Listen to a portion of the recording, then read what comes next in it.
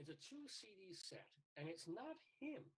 It's all these other artists covering his music. And I'm talking some of the artists have been on this program, like John Gorka and Dan Byrne and Graham Parker. And also there are artists like Nils Lofgren and Jen Chapin and some other folks. So yeah, he is at that level of the industry where they're already doing tribute albums to him. Well, he's alive and well. And his name is Willie Nile. And he will be in the Daverhood with us not too far from now. So that's part of the show today. And as a matter of fact, don't gesture, you're breaking up. Oh, well, I will try and talk without moving my hands, which I'll have to convert to Presbyterianism to do that, because Jewish people forget it. That's what we do. What else? Oh, Axel joined. Axel? Really? Because I thought he was down for the count, but I guess Axel rose. Yeah, right. Anyway, Rabbi Saul Solomon, thank you, will be Rabbi Saul Solomon will be conducting the interview with Howie and who? Howie Mandel? No, Howie and Dale. Howie and Dale, welcome to you. So yeah, Rabbi Saul, who does a lot of our interviews these days, he will be doing the honors of talking to Willie Nile later in the program. We also have other stuff to do on the show. We've got our Greeley Crimes and Old Times segment, and we have some great stuff from the paper. Rabina, welcome. Anybody, tell me who's doing it. So Alan, Axel, Howie, Dale, Rabina, and I think Steven started another watch party, and Jude just joined. Jude, wow, yeah. That's kind of obscure.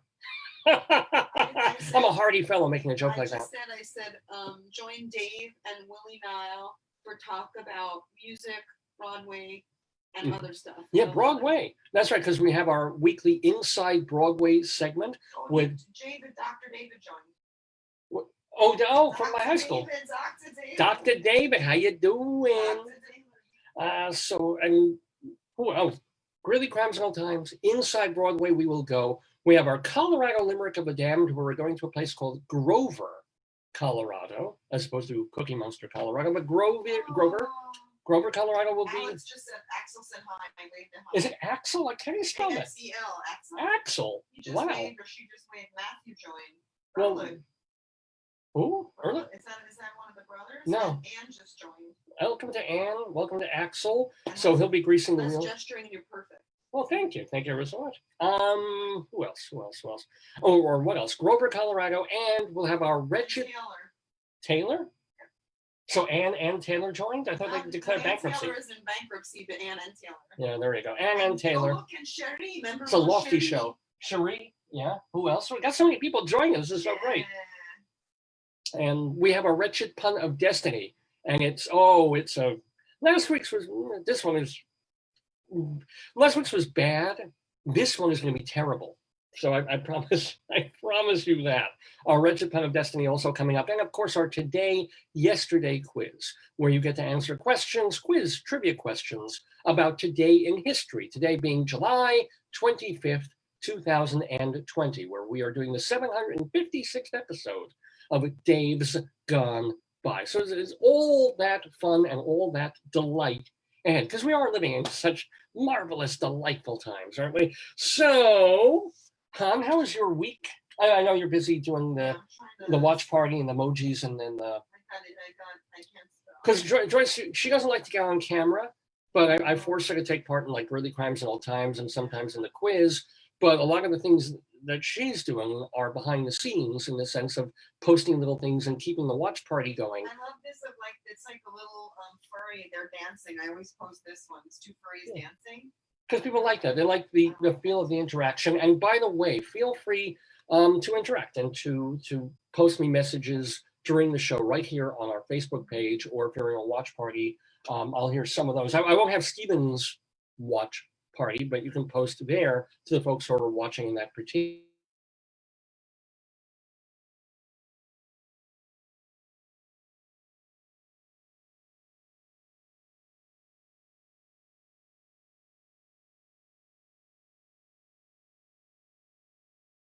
Because I don't think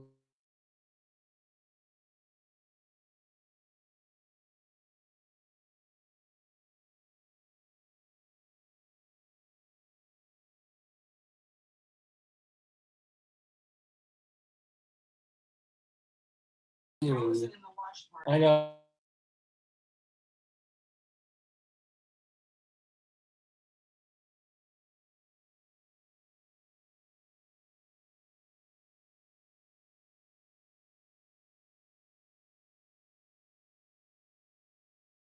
Stop doing that.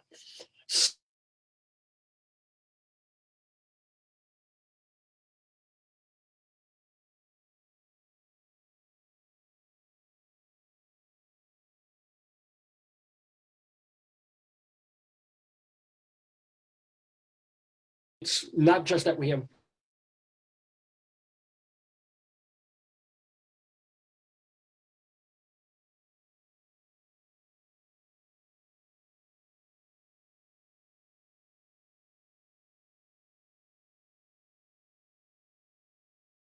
again, I apologize if you're losing me.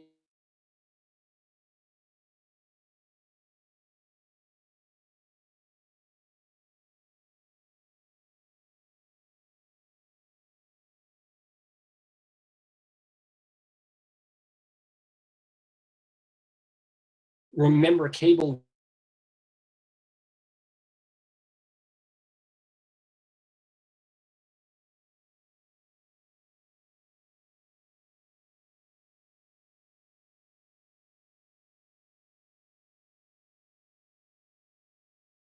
for half a day.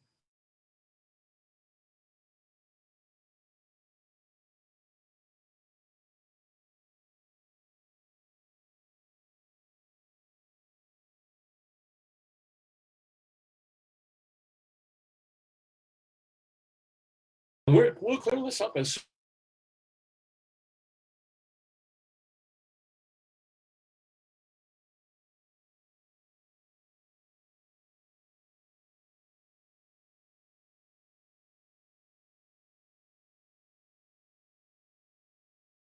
the ozone layer to The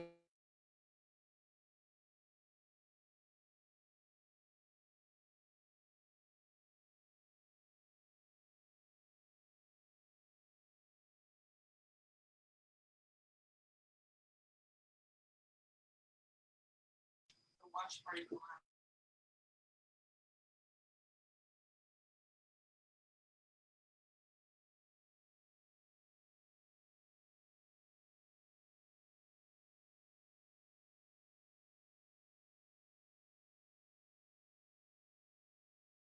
I am recording.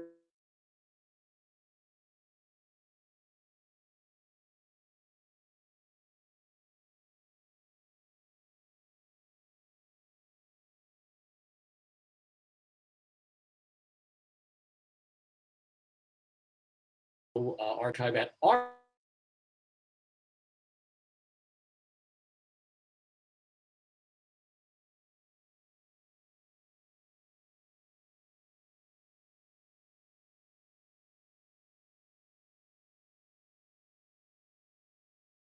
later on.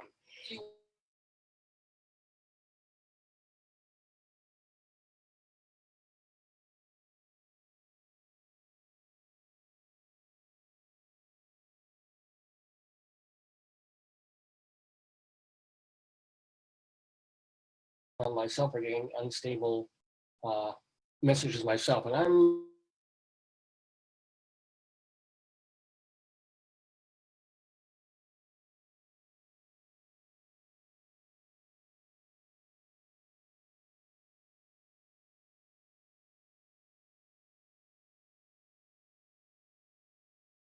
yes, I look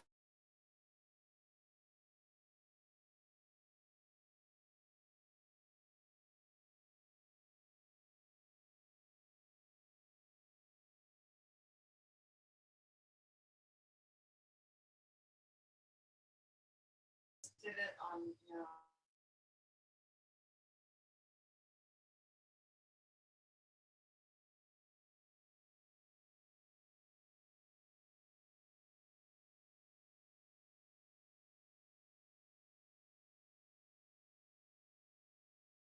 Facebook.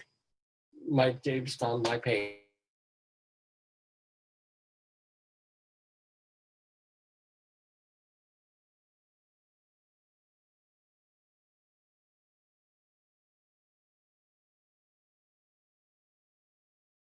You're not going to kill anything. Well, okay.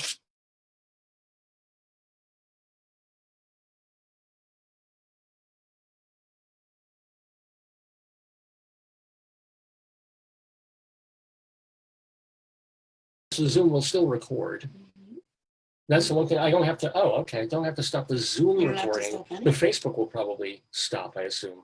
Just, I don't know if you're there, just to test your internet speed first. I'm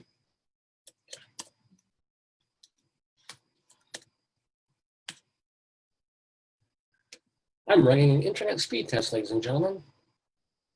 No, it's terrible. Oh, really? Then go back to the other one. And forgive me for making you sit through this, folks, for those who can still watch. But oh well, let's see. The hotspot is, how is it? Hold on, just give me a mo. And you're moving. And it says my internet connection is slow. Okay, so you want to go back to the other Yeah, one? I'm gonna go back. And if I can't do the gallery thing, so be it.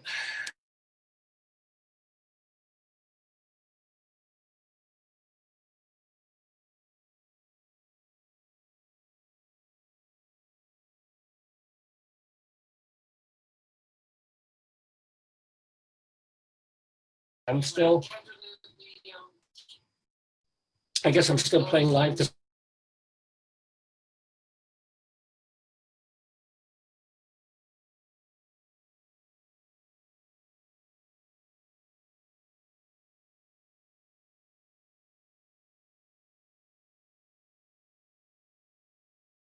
Maybe I should stay on the hotspot.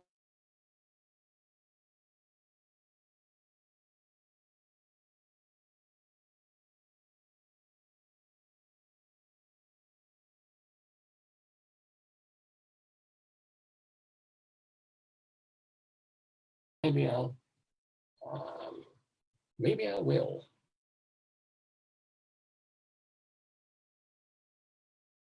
A hotspot and devil take the hindermost. Never understood what that kind of meant, but at least that's sort of loading. Yeah. Again, forgive me. This must be agony for people watching at home, but you know what? It's agony for me too. It's not agony. This is the reality of I'm gonna go move the router out. I bet you it's underneath the desk. Maybe. Yeah. Thank you. Thanks. All right. So we are live, and it still looks like there's actually 3 people who are still watching, and I'm back. Anyway, I'm back. The video may be a little on the slow side. Oh, hold on. I've got to cut my volume down over here.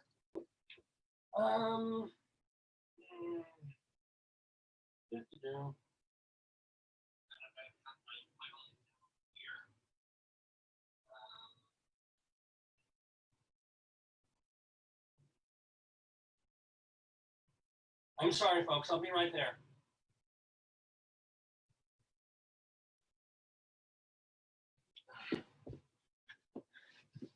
Well, anyway, welcome back to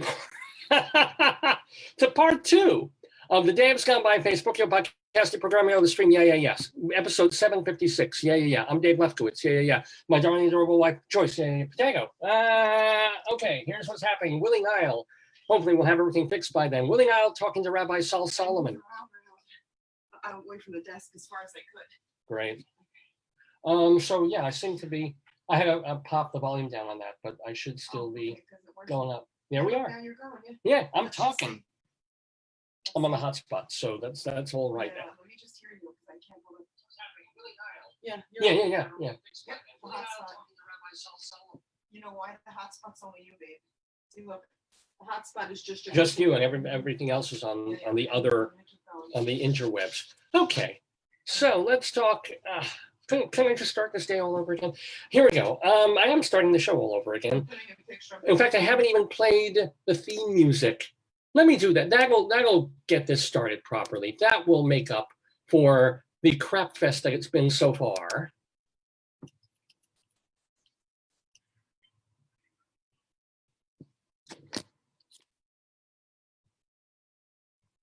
No? Oh, I'm sorry, I'll try that again. Oh, it's a day. Good morning, good morning, good morning. There goes the Daverhood.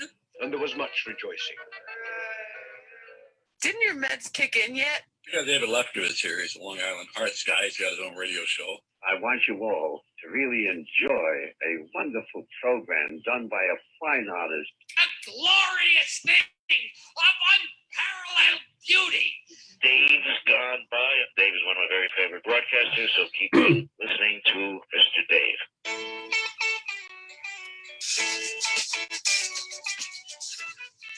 Yes, here goes the Daverhood.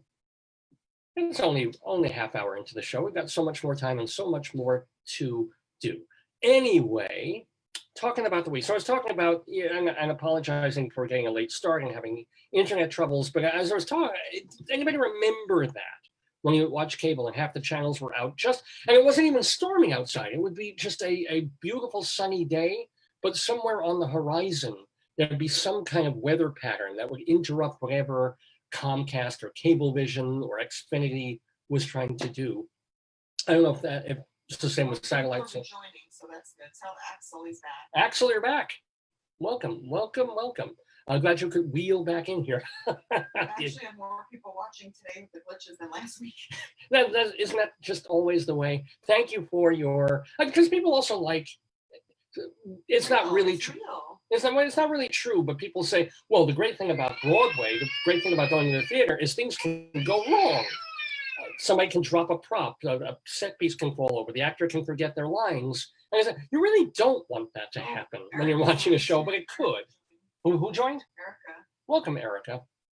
So it's here too. There's something interesting, I guess, about watching somebody flail and fail with technology, which may be actually more interesting than me just starting the show normally and saying, well, here's my week, and this is here's what's going to be on the show. It's more like, God damn this internet, this computer. I just joined too. I said, welcome, friends. Tech is back up. Yeah, Ty. And look, Welcome, Ty.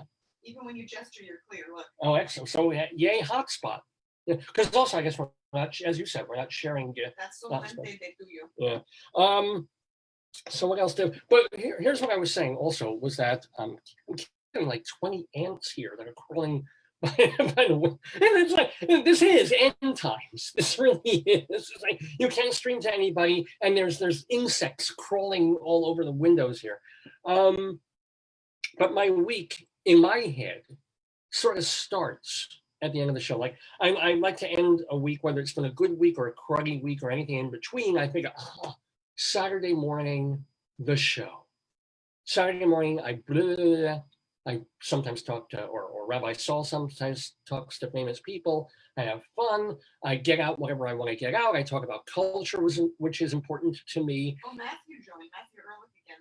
Welcome, man. Welcome back, Matthew. So that is my thing. That's how I start. I end a week, and then as the show goes over or finishes, I heave a sigh because week done, my show's done, and then I have all the work to do of rendering it and posting it in various places, and now the week starts again, right? And the work for me starts again in planning the next show, in getting ready for my actual work week, for doing the stuff that I have to do for Performing Arts Insider. It's like, Saturday is that point, that midpoint. So how does my week start last Saturday, an hour after the show? Are we sitting down having a nice meal in a restaurant? Well, no, not yet, right? Are we running around doing something fun? Are we jumping on the LIRR to go out to the East End? No. My wife and I pile into our car, or my parents' car. With the gesturing. Oh, sorry. Can I do a little bit of one-handed gesturing is good. Yeah, that's what she said. We get in the car, and oh boy, it's time to pick up the ashes of our dead dog. Because those of you who've been watching for the past few years know that every once in a while we have a cameo by our late wire-haired dachshund, Oofty.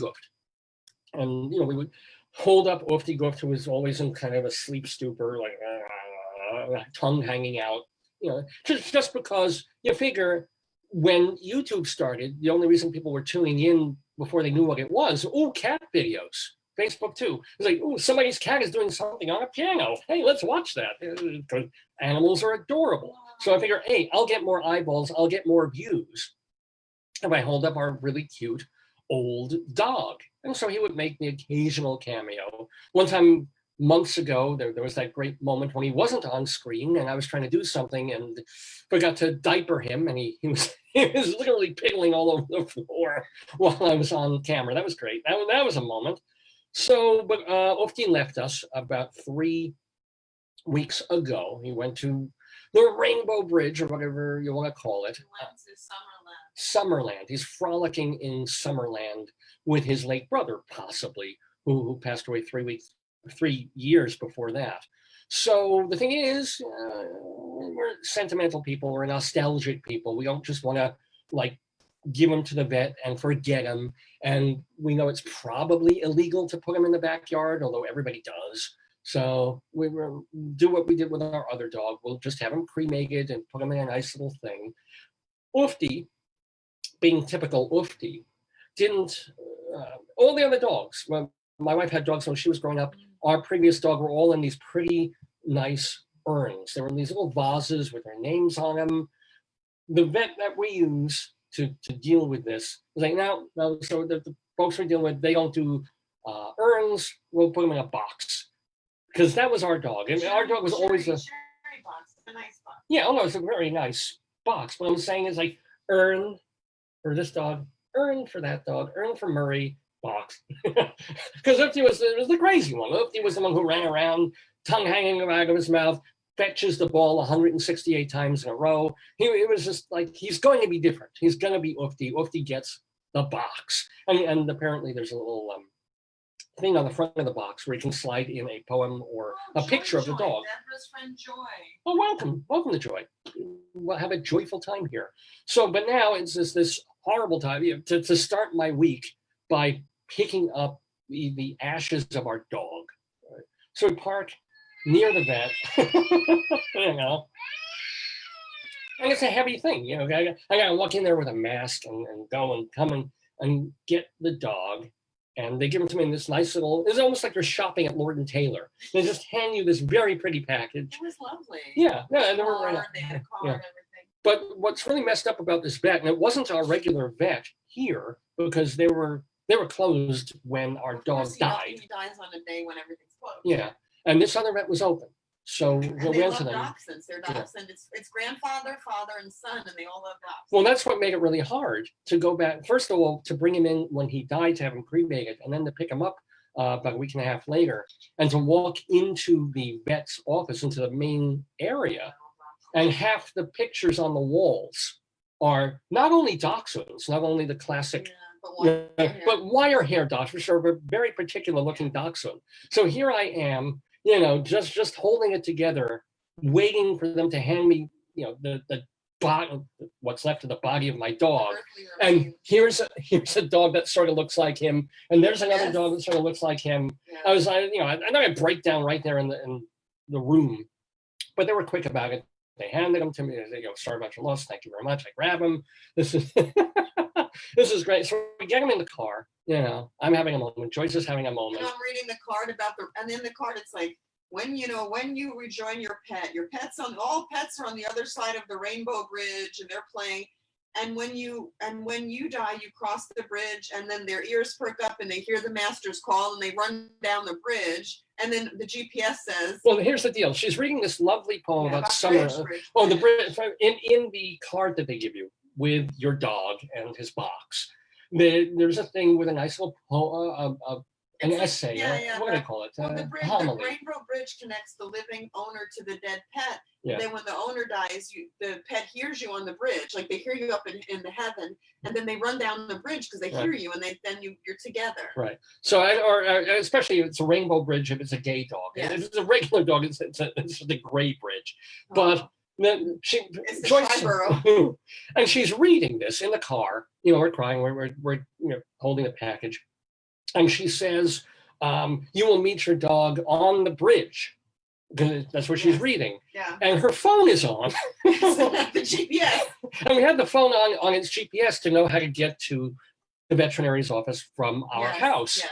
And suddenly she reads, you meet your dog on the bridge. And the GPS lady says, I can't help you with that. I cannot help you with that. Yes. Because she's been looking for how to, which highways and byways down Sunrise Highway, Merrick Road, where to go. And it's like, we mentioned bridge. She's like, I can't help you with that. And we just start cracking up. It's completely wonderful. And then say what happened when we came home. Well, so we drive home, and of course we're yelling and arguing with each other because I can never get the directions right coming from the GPS, because it tells you one thing, or half the time the GPS is like my internet, it's delayed.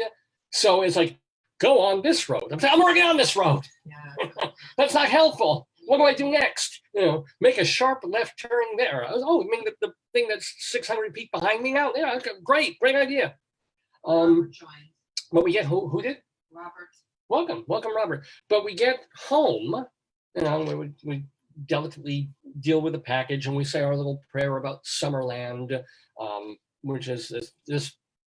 It's not Viking. What is it? It's like a Wiccan or pagan prayer about that when an animal dies, that their spirit is in eternal summer. It's in an ethereal kind of place where they're free of pain and they're happy, and then you feel pain, and you feel both pain and joy.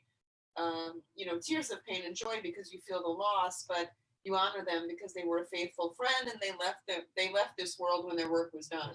And by the way, I do want to say, I know Joy just signed on. I've never felt her. I've never done anything to her, just so you know. But and so we do the prayer, and we tuck him aside, and then Joyce is like, okay, that you all need to know this, but I have to go to the bathroom. And your GPS. Out of our room. Yeah. And it was my GPS. Yes. And it said turn left. Honest to gosh, she is walking out our bedroom doors. I have to go to the bathroom. And my GPS says, make the next left. It says turn left. And that's exactly where I had to go to the bathroom. Yeah. And first of all, it was correct. It wasn't delayed. You come out of this room, the bathroom is directly on the left. Doug and Sherry joined. This is absolutely a true story of GPS. It is a honing device. It was honing in on our grief and trying to help us. It couldn't quite get us to where the Rainbow Bridge is. No, it didn't know. It didn't know. It said, I cannot help you with that. I cannot help you with that. Yeah. When I'm in my late 70s and I'm on my deathbed, what's going to be really cool is I have a GPS next to me. And I'm like, I'm looking for the light. I want to go towards the light. Where is the light? It's like, go 3 paces left. And it's like, follow the shining part. Look for God. If you've reached the devil, you've gone too far. Yeah. Who did? Julie. Welcome to Julie. So that was our little story, our happy little story of picking up our dead dog, who is comfortably resting on the couch. Of course. Oh, and Danny and Grace. Oh my gosh, so many people tuning in. Welcome to Danny and Grace. All the dogs in my wife's life are actually at her parents' house, and she hasn't seen her parents, unfortunately, for obvious reasons, since like early March, which sucks. But a friend of ours was going to visit them and to bring them groceries and saying, literally leave it on their stoop. Yeah. Sorry? Oh, I'm making too many. You're back. Too many hand motions. Wildly, yeah. So she's leaving, and of course we get the dog 2 days after our friend goes to visit her parents. So she could have brought the dog over. So we've still got him. We've still got him downstairs. I know that he's listening to this program in absentia because he was stuck with. He was here in the room with us. He's heard every show I've done. Yeah. I wonder what dogs think about when humans are talking about. Yeah. Waiting. They're just waiting. They're in a perpetual state of waiting to get the attention of their parents, I guess, of their masters. But that was the beginning of my week. How was your week, hon? It was good. Okay. I survived. Yeah, that's all. We all did here in New York. We stopped dying, at least for the most part. I'm very happy that we see less of Como. He's like, I'm not going to use a slide. Here's the slide. I'm going to read the slide. Oh, it's too small. What do you want me to do? Read the slide? I'm going to read the slide. Well, let me ask you about the whole Mario Cuomo thing, because he's become something of a folk face. I'm sorry. I always say Mario. I mean Governor Andrew, or is it the brother? Wait, who's the? Now I can't even tell them apart. There's one brother, there's Chris on TV. Chris, it's Andrew. I think Chris. Andrew Cuomo. Well, what do you think about? Because this directly affects what you do in your career. It affects my life. This idea that he drains my energy, he makes me sad. Well, that he's supposed to be the great. I seem to have frozen again there, but he seems to have been the great communicator, the great assuager. When he gets on TV and does those hour-long conferences, right? But the Republicans blame him for being a guy who warehoused all the old people. And that's why the death count is 140,000, because you've got all these people in nursing homes who could have been home and may not have been infected. I don't know. I think it's just, to me, he's emblematic of a politician who people, I mean, it's pseudoscience. Like, he relies on some science, he relies on some showmanship. It's like, it's the state of politics. I mean, it's very scary to me that this is what we've come to. Right? But I mean, what, as a gerontologist, what would you do, or what would you have done when you have to warehouse people who are in their 80s and 90s and not capable of running or walking or driving? Well, so the problem is they pay staff so little, they have to work in many places, so they're spreading. Right. Their staff are spreading the disease, and then. Which is a staph infection. Yeah, no, and you have to pay people fairly. You have to test people. You have to. If you close down the skilled care, you can have video tech. You can have certain things done. It's just we don't have a good system of care. Our healthcare system in this country is abysmal. Well, yeah. So it's not going to get better when you have people who need care and people who are vulnerable. I mean, I think our system just fails everybody. Right? It's a system failure. On that note, but yeah, no, I think there's a lot to what you're saying there. I just wonder what the alternative is. I mean, aside from, you've got people who are paying very good money to be in very good assisted livings and nursing homes. But even then, when you've got people on top of each other, it's a thing. It's a thing. Anyway, what else? What else is going on in the world?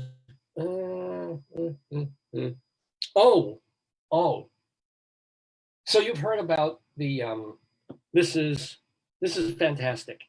We were literally aghast at this at work the other day. You know that there's we're trying to make things better in our culture.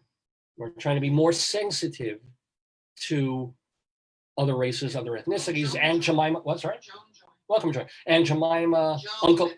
I said, welcome, Joan. And Jemima, Uncle Ben. Well, some of the others are like that, where it's about time. It's 2020. Why is the maple syrup even called Aunt Jemima? Even though they made her look much less mammy-ish many, many years ago, it's still like Aunt Jemima. So they're figuring stuff out. And the Washington Redskins, this is absolutely true. Washington Redskins finally woke up and realized, maybe naming a team after the color of anybody's skin, let alone Native Americans, is probably not so kosher. It shouldn't have been kosher 20, 50 years ago, but right now, in the times we live in, calling them Redskins is just meh. Right? Cleveland Indians, even, India, the woo-woo chief, they gotta get rid of him. But the Washington Redskins finally started casting about for a new name. Well, this week they chose their name. What is it? This is the most fantastic thing. This is, you won't believe it if I tell you. You want to take like a guess or two just for fun of what the Washington Redskins name is that they've chosen? I don't know. It's not short. Okay. It's not offensive either. And the level of imagination it requires to come up with. New team name for Washington. Yeah. Team. Yeah. Is. Yeah. And I drum roll. Give me or something. Give me a second. Give me a second. Yeah. Take your time. I don't know which one it looks like. or any noise because it's just too good. And you can check me on this. Wait. That's it. That's it. The name of the former Washington Redskins is the Washington football team. This is what they came up with. This is what focus groups and weeks of deliberation and hair pulling and coming up with something is like, yes, we've got it, ladies and gentlemen. Get your mascots ready, get your banners, get your sportswear ready for our logos, because we are the Washington football team. What do you think? Isn't that the greatest name? I said, look at the little football I put. New team name for Washington team, Washington football team. That is what they're calling themselves. They are now officially the Washington football team. That's their name. Why don't we call them the Kickers? The DC Kickers. Anything. Are they DC? No, it's I believe it's, well, no, wait, they're Seattle Seahawks. I'm not sure if they're DC or If they're, they're DC, I would call them the DC Kickers. yeah, right, yeah, or something kickers, if you know what I'm saying. Here's the caveat. Here's what's really going on. They're doing it for this season as a temporary stopgap until they can actually decide on their permanent name. So this is their official name right now. And then over the next couple of months, the thing is they have some ideas, but they have to go through clearances in terms of copyright and trademark. You might not know it. Like, remember the eccentric or eggtastic or something? We had a diner. It was delicious. Yeah. And then they changed it to another name because that name was trademarked and somebody wanted to sue them. So. Yeah. So that's exactly the issue. But I just thought, still the Washington football team. Go Washington football team. Don't forget Willie Nile, David. Oh, yeah. Willie Nile's coming on later. He's going to be talking to Rabbi Saul Solomon later in the program. We'll also have our Colorado Limerick of the Dam for Grover, Colorado. Our Wretched Pun of Destiny, which is going to be about a zoo. What else our Today Yesterday quiz. I don't know if the relatives are on yet. You generally. Cynthia's on Facebook, but I don't know. I'm going to watch. Somebody Sip is with us. I can't because I'm looking on my Zoom thing and I'm not looking on my Facebook. I guess I could potentially look at my Facebook. I just did. Look what I put in there. Oh, let me see. Hold on one moment, folks. Okay. Oh, I can't see. Oh, excellent. Yeah. Oh, look, I'm live. And I can like myself. And Cynthia is here. Good. So, yeah, welcome, Cynthia. We will be doing our Today Yesterday quiz. We got the quiz masters. We do. So it's all here. It's all going to be on the Dave's Gone By Facebook, podcast, Programmio of the Stream, which is brought to you, by the way, in part by the fine folks at Hewlett Minuteman Press, the copy kings of, that was me squelching a burp, by the way. That wasn't an internet problem. That was a gastric problem.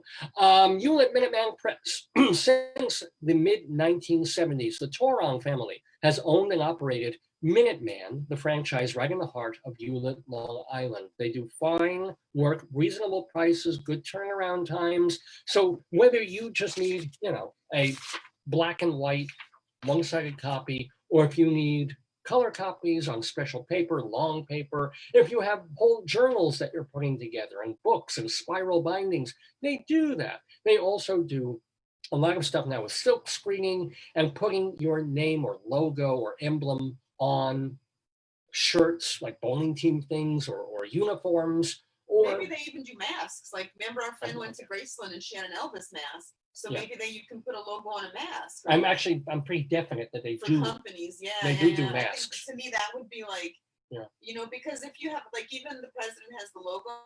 Most companies, if people are wearing it and you want them to advertise your company, you give them the mask with the logo. Yeah, I'm amazed it took that long for, it's been 4 months already for people to, hey, I can use them not just to be cute or something, but I can advertise. Yeah. They should. Oh my God, that's a $500,000 idea where mask companies pay celebrities to wear their, like Adidas would pay Roddick, Andy Roddick to wear a mask. You had the one guy, one basketballer, he wore a thing about like a pro police thing and he didn't realize that it had like a logo. He just liked it because it covered his beard. He needed a big mask. Yeah. So I think that would be cool. Yeah. Actually, I think about Weight Watchers.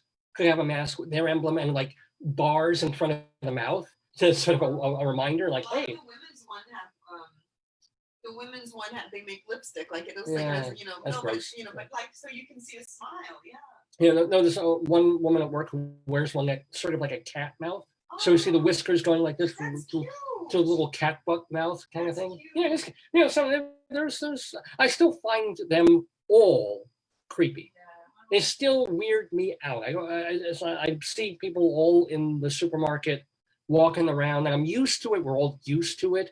But at the same time, every single person, there's something creepier.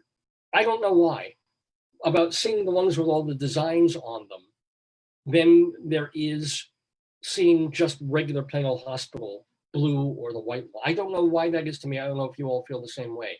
But there's something a little more, because it's still new. It's still kind of abnormal-ish. Whereas, I think medical, I think a surgeon, a dentist wears a mask. So if I see people dressed like that, that is more okay to me. It's like, oh, we're in a pandemic, they're wearing a mask, as opposed to, that's a creepy ass fashion choice. Or that person could be a burglar, but they just happen to be shopping for milk at the moment. I don't know.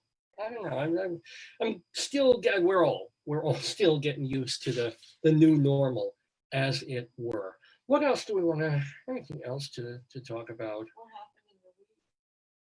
What happened in the week? We've got a lot of packages. My Facebook is out, but if the watch party's still going, I see it in the back. Okay. It's loading. Here's the interesting thing.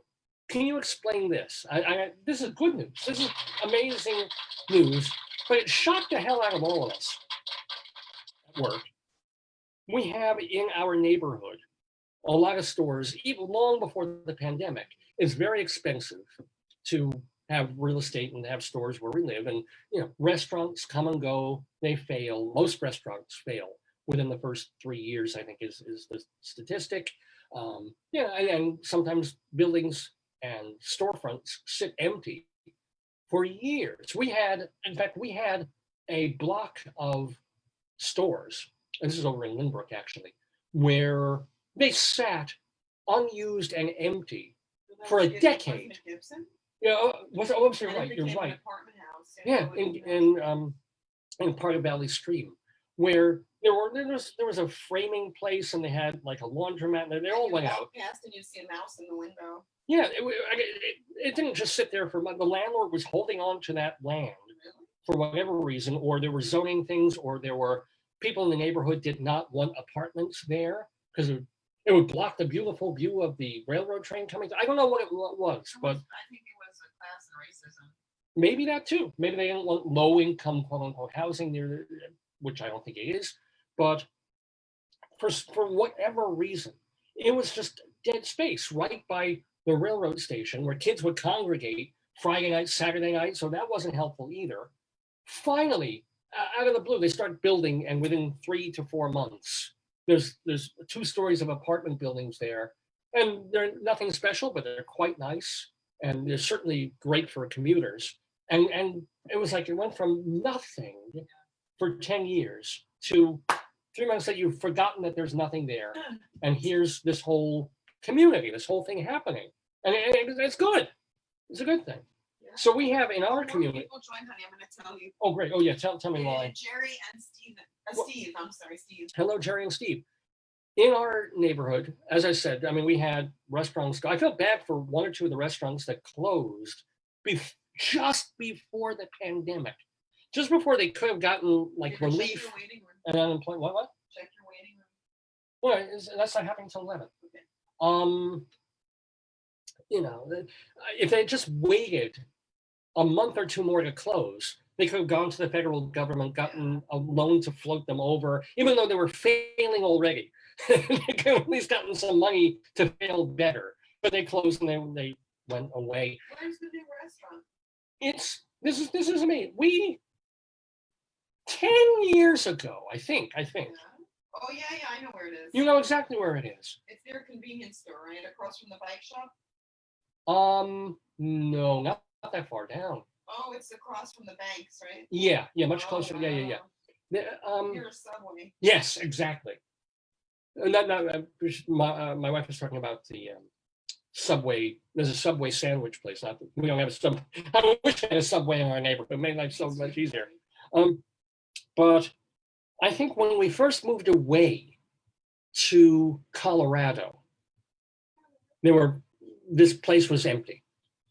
And they put signage up for a Thai restaurant, like Thai Taste or something like that. And you had a really nice frontispiece, Thai thing coming, sign in the window. What do you think the holdup was? Like inspections or what? I couldn't.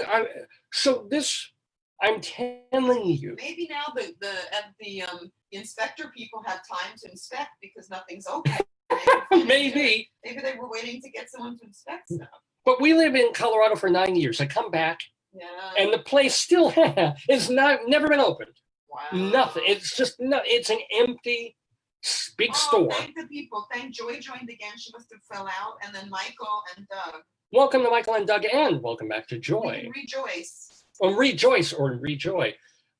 And so this place sits just blank, empty, year after year. It's just a local joke. It's like, it's the Thai restaurant over there. Let's go in and have some. It's been nothing. And you pass it by, you don't even look at it. You walk by it, you don't even remember that it's there. It's just like an empty shell of nothing with stores all around it. And then, like out of the freaking blue, at the very tail end of June, I think it was. This is how I know it's been 3 weeks already. Who knew? And then it's, oh, by the way, the Thai place is open. I went, what? What? How? Did Moses come and talk to God and said, look, it's been enough. There's a family that's been wanting to run this. The old guy who was going to run it is dead. Now his grandson is already old enough to work the fryer. I'm just like, but they're there. We haven't tried them yet. And I don't know if they're serving indoors or if they're just doing but how does a restaurant, I understand a restaurant that closed for COVID and has spent the past couple of weeks reopening, right?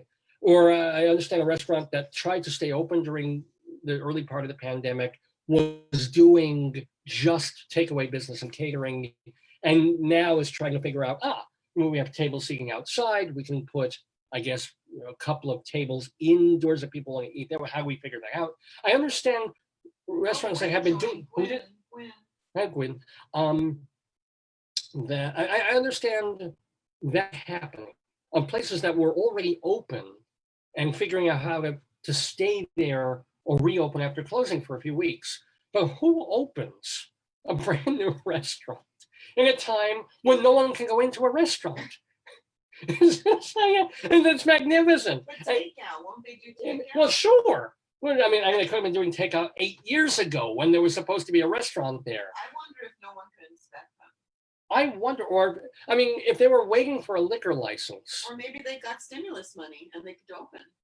Oh, I wonder. Like you said, maybe they said we're trying to open and we're stuck. That's so right. We got the stimulus money, so. That this is so all you folks have been wanting to open restaurants, not just since March, but for the past decade or so. This is the time.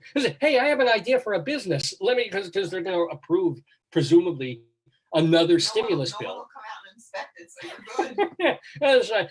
Ask for your liquor license right David, it now. could be a card table in an alley. You want to do live dancing? This is you want strippers at the tables? No, you want to have flame. What do the rock people have? Those flame shooters. Flame shooters. You want what the hibachis? Not just. You have hibachis in the bathroom. This is the time to really go for it, man. This is it. But hooray! I'm always happy. I'm a foodie, so I'm always thrilled when a new restaurant opens, and especially if it's not another diner or another Italian place. This is a restaurant we don't. Okay, David. We have a couple of Chinese places that serve Thai food, but this is a first Thai restaurant here. I Yeah. thought my thing says 10. I thought it was Colorado time. It's only 10. I'm sorry. Yeah. I got confused with time. I'm sorry. It is 10 o'clock. In fact, it's 10:01. Daverhood time. You're watching Dave's Gone By, the 756th episode of the program with me, Dave Lefkowitz, my darling and adorable wife, Joyce. Say hi, Joyce. I'm trying to reload. She's reloading. Say hi, Potato. That's Sir Spud to you. I don't know. You want one of them? Oh, I have one. I've got one here. He's my Oh. little happy friend. So that's all preliminary. So we got through hopefully all our technical problems. Thank God for Joyce's hotspot and the idea of using it. I found out on our honeymoon, but I know. But we have so much to do on the program. Rabbi Sal Solomon will be chatting with veteran New York musician Willie Nile a bit later in the program. Hopefully his Zoom is working better than ours. We have as well, we have our Colorado Limerick of the Damned, where we will be going to Grover, Colorado. We'll have Greeley Crimes at Old Times, Inside Broadway, the Today, Yesterday quiz, and the Wretched Pun of Destiny. We're going to do potato news. Yeah. But I don't think we have time to do it. No. I'm sorry, potato. We're just getting an aggregate of great potato stories, and we hope to do them next week for you here on the show. But let's do what we usually do. Since it's about 10 o'clock, let us get on to our first official. What's a Willie Nile? No, N-I-L-E, Willie Nile. Our first official segment of the program. And this comes to us courtesy of the newspaper where Joyce and I used to live in Greeley, Colorado. It's called, go figure, the Greeley Tribune. And we get a chuckle out of this every single week. This is an old front page of this newspaper. All the ways a tree can, you wouldn't think this would be a way that a tree could kill you, but there you go. Kind of homicidal during the pandemic. But the Greeley Tribune is an actual newspaper with real news, but they also have a sense of humor. And two of the columns that they do every week involve things that happened. I think one of the O'Briens joined, honey. Oh, like my cousins? I don't know. It's an O'Brien, but I don't know. It's not Deb or Oh, Mommy. Or okay. It might be one of. Well, welcome Jimmy any O'Brien. joined. Who did? Jimmy and Mark. Jimmy and Mark, welcome. So Greeley Tribune will post, first of all, something called Cop Log, which is based on phone calls that come into the police dispatch in Greeley and Weld County. And these are people who are thinking that they need help from the police for some reason, but very often it's like, hey, why are you calling us? Or we understand why you're calling us, but why is that happening? So it isn't like heavy duty, serious crime. I said duty. It's more like fun, ridiculous crimes and things that happen in Greeley. Plus, there's another column called 100 Years Ago that Mike Peters has been doing for like 100 years. He'll go into the paper from 100 years ago and pick out the goofiest, most nostalgic, most fun items that were in what was then called the Greeley Tribune Republican. We mix them all together. We call it Greeley Crimes and Old Times.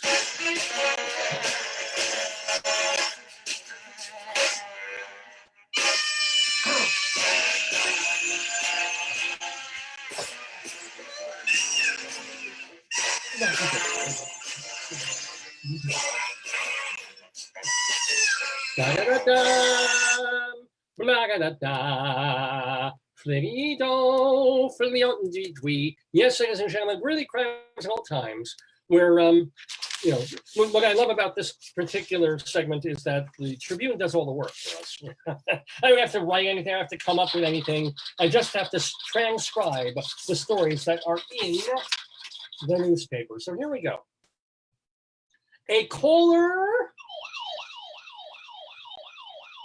on 25th Street reported that a neighbor was pouring lighter fluid on grass between his house and the neighbor's. And the caller said that the man had a gas can in his lap. What's the matter? Only women can wear hot pants? I know. Oh, another caller. A caller reported 4 men in the front yard of a residence on 12th Street. That's 4. The men, they may have been saying that because the men were holding bats and ice scrapers and yelling at each other. Because everybody has an ice scraper handy in the middle of July, right? And the beautiful part of this is that, Oh, wow. what? David Mike, Joey, and Brian joined. Welcome, everybody. Welcome. The caller said that the men holding bats and ice scrapers and yelling at each other was, quote, a recurring issue. And so, this is my Saturday morning. Maybe that's their Saturday night. It was like, Horace, you get your bat. I'll get my ice scraper. Meet you at 7:30. Bring the beers. Oh, Lordy. Oh, uh-oh. Greeley police responded to a report of shots fired on First Avenue.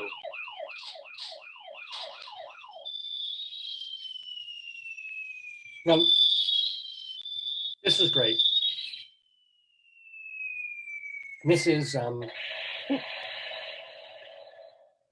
this story. This wasn't even in Greeley in Coplog. This got a story all its own in the Trib because it just keeps getting better and better. Greeley police responded to shots fired. Right, someone's vehicle had been shot, according to initial reports.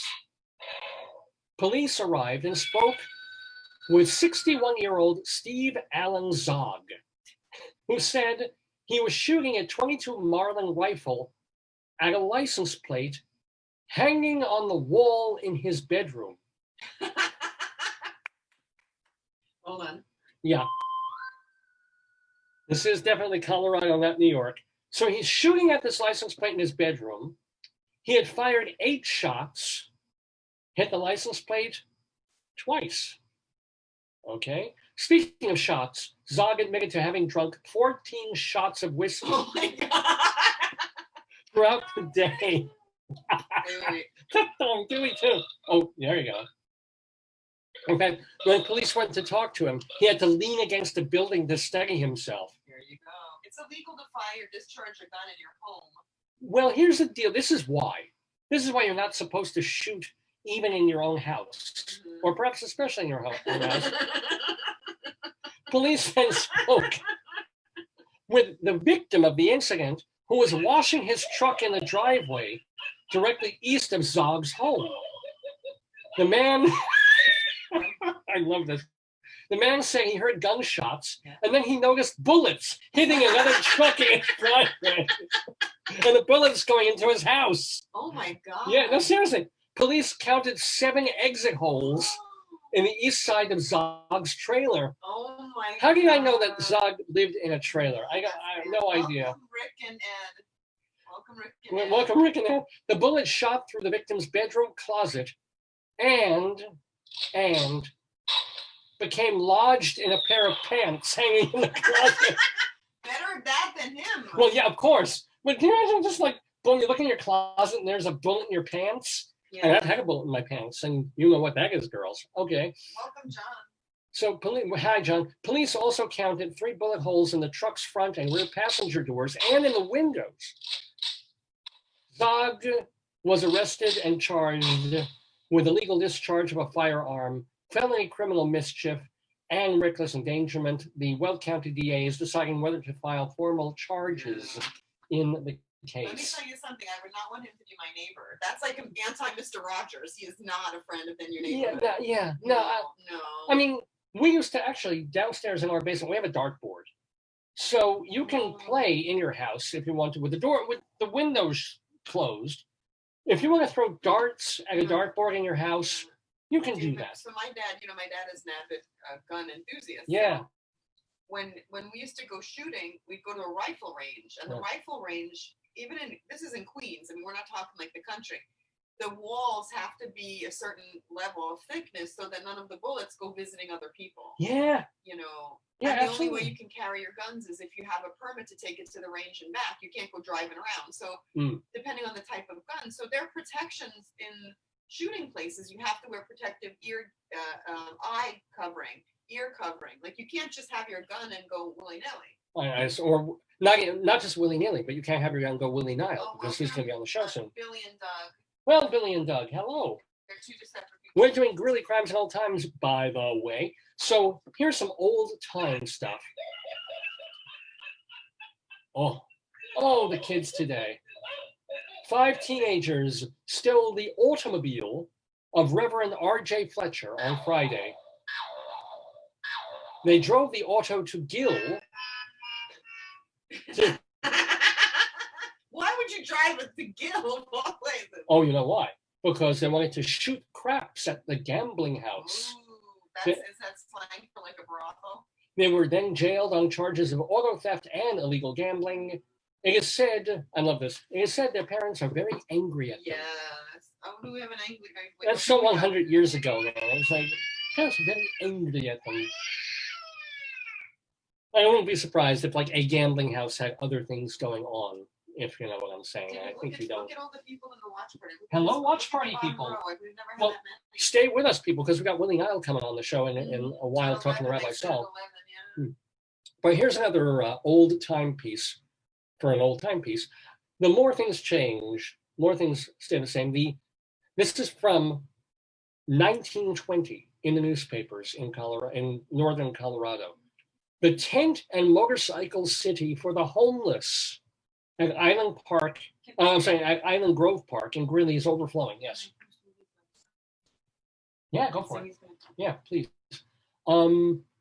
Tent and motorcycle city at Island Grove Park is overflowing. People can't visit the park because of the high number of bikers and tents. I just like that because the sound of it. You could have said that in 1967. You could have said that in like 2007 during the Occupy movement or whenever there's homeless and stuff. It's just so great that more things change, folks. More things remain the same. And speaking of motorcycles, a 16-year-old boy has been jailed for the disappearance of a motorcycle machine. Love how they called things back then. The boy was arrested when he tried to sell a motorcycle cylinder and a carburetor that were identified as parts of a missing motorcycle. So anyway, that's 100 years ago in northern Colorado. And oh, by the way, just since we're giving you a taste, just we're kind of forward thinking and stuff, we do have more on Johnny Depp and Amber Heard. I'm going to mention those in just a moment or two. You want to know why America can't safely reopen? Why they should really not open schools at the end of August, even in the Northeast, even if we're not having any deaths? Saying, this is why America can't reopen. A caller on 10th Avenue reported a woman was running around and spitting on people. Yeah, that's the problem. You always get one. Everybody else is wearing their masks. Everybody else is standing on lines. Everybody else is giving distance. There's going to be the one woman with tuberculosis and COVID and herpes. And she's just going to be like, okay, hello, please. And of course, if you're a woman like that, you're going to go for the eyes, which are not protected, because you keep your nose covered, your mouth covered. But if she aims for the eyes, you're screwed. So, and if you think that kids won't run around and bite and start spitting at each other and clawing at the guidance counselors and the teachers and spitting at them, you've got another thing coming. By the way, later that same day, police responded to a woman running in front of cars and flipping people off on 12th Avenue. Another caller reported that she was throwing things at people and had a broom handle. Oh, wow. What? Jeff, Stephen, Alexander, and Andrea. Wow. Welcome, everybody. Jeff, Stephen, Alan, and Andrea. Wow, thank you. Thank you so much for everybody tuning in. Today's gone by. I put in this. I guess witches nowadays carry broom handles instead of riding on them. But hold on, I'll be right there. I'm going to see. Oh. Great. People are actually having more fun in the watch party than they are watching this actual show. Anyway, let's do one more old time, and then we'll get to the continuing saga of Amber Heard and Johnny Depp. For sale. Oh, this is from 1920. 160 acres of farmland near Greeley, Colorado, well watered, lays good, $10 per acre. It's not the cheapness of the acreage that I'm thinking about, but that it lays good. So not only can you buy it, but if you're lucky, you can marry it, which is kind of a neat thing. Oh! And speaking of good lays, let's get to Johnny and Amber, shall we? When we last I left suddenly them. got hungry. Oh, okay. Well, have a snack. I don't have any crackers. I don't know what you would No, you didn't get fruit and veggie. Frozen we got. No, I need. Anyway, Amber Heard's friend, artist Untitled Wright. This is the guy's his first name is small I, capital O. I realize that it's freedom of expression. I realize it's a whole new world in terms of names and how you want to present. I still hate that. First of all, IO is one of the Cablevision offerings, which I hate anyway. But his name is small I, capital O, Tillich Wright. Her friend, he's an artist, testified Friday that Johnny Depp grilled him over whether he pooped in the then couple's bed. Oh, if you've been watching the last couple of weeks, reading the New York Post, you know that Amber Heard and Johnny Depp's marriage came to an end, not over violence, not over cheating, not over irreconcilable differences or arguing over children or something. No, came to a final acrimonious end when Johnny Depp came home to find poop in their bed. He assumed Amber did it or one of her friends. She keeps telling him, no, it's our little dogs. They get up on the bed and they poop there.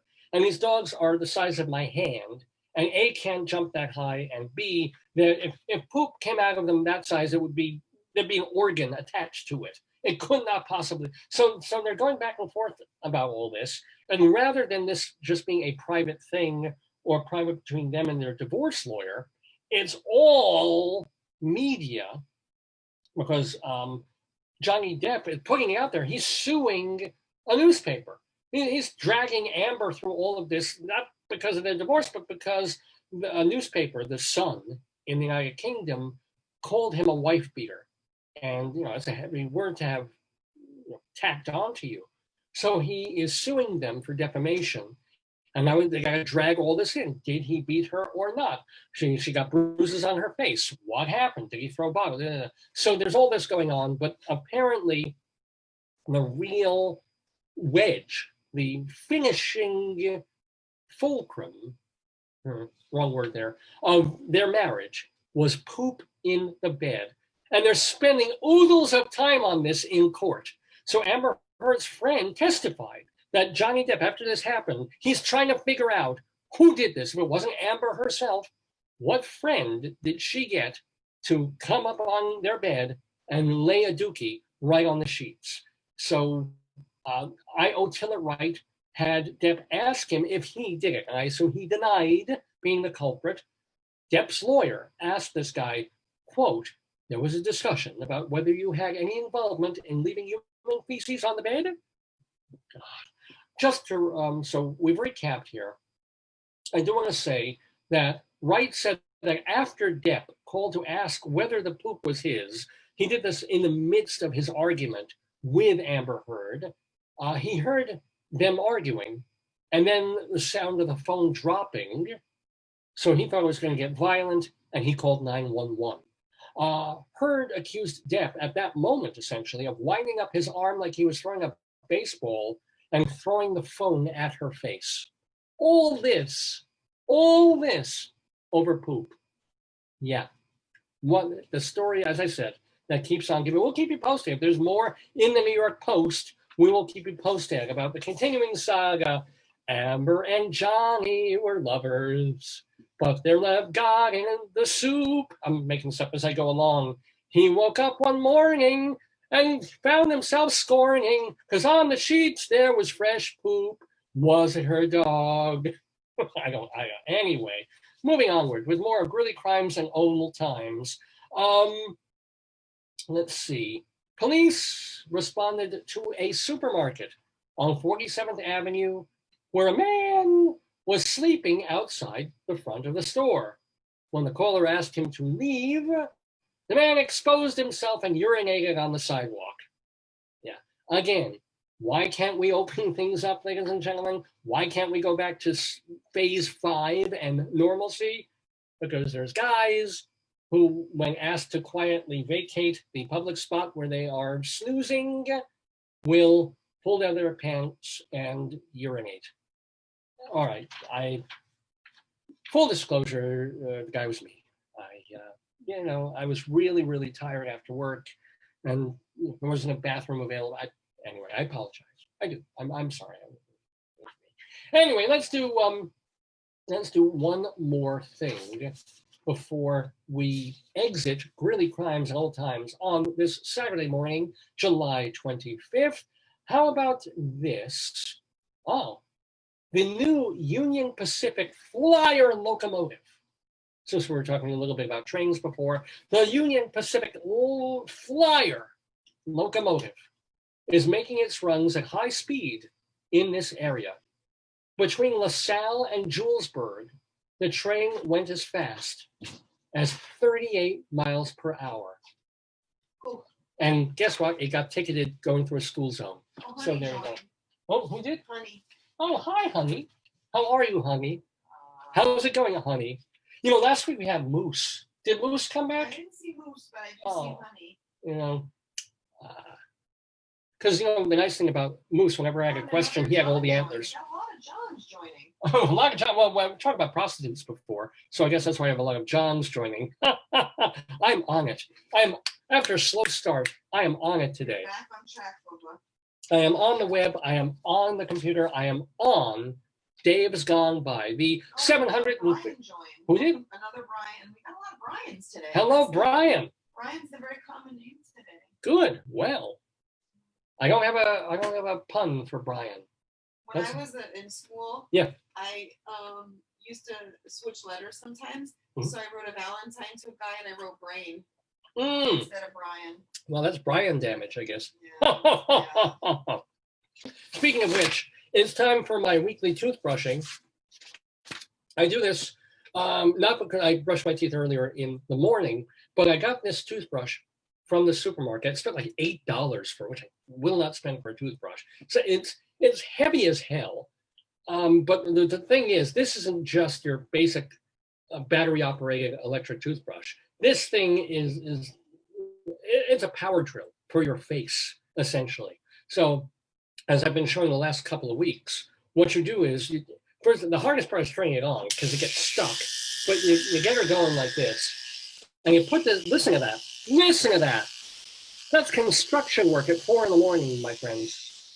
But if you're having a bad day, like I was, Warhol joined, honey. Warhol, welcome Warhol. You must love this segment. If you're having a tough morning, right, or you come home, even better, after a long rotten day at work or something like that, or you're fighting with your spouse or whatever's going on, Why do you say those two things? Like those two things don't happen. or you're battling cancer, and you just want to take everything out of your head, and you just want to mellow out. Forget meditation, forget masturbation. What you need to do is this: you just start this brush, and you press it quite firmly onto your gum, and you will find that all the intelligence and all the worry and everything going on in your cranium, in your medulla oblongata, just goes out and that kind of your whole face. You turn into Homer Simpson dreaming of a donut. It's the most fantastic thing you can try. It. I'll do it on my other side for those of you who are leftorium people. You start drooling. It's the most fabulous thing. You keep this on your face for 3 minutes. Anything you were worried about, anything you were panicking, any anxiety, just completely out the window. Not to mention, you're fighting tartar at the same time. So, and let's face it, tartar is the sauce of all our problems. Yes, but see, this is the thing about the brush. It's in this humid bathroom. I can't turn it on. There we go. See, I'm angry now. I'm angry at the brush. Has to be in the back of your head. If you put it here. Oh wait, this is good too. You're right. Hold on.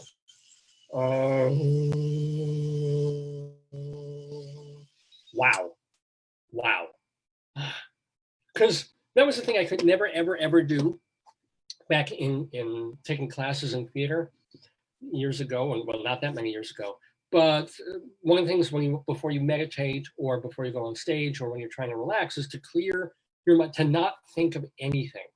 And that is impossible for me to do for more than 2 seconds. I've tried to just, you can blank for 2 seconds, but something, anything will go, even when you start thinking, oh, I'm blanking my mind for 2 seconds. And then that will connect to another synapse and forget it. You're already over it. You're already done. But this,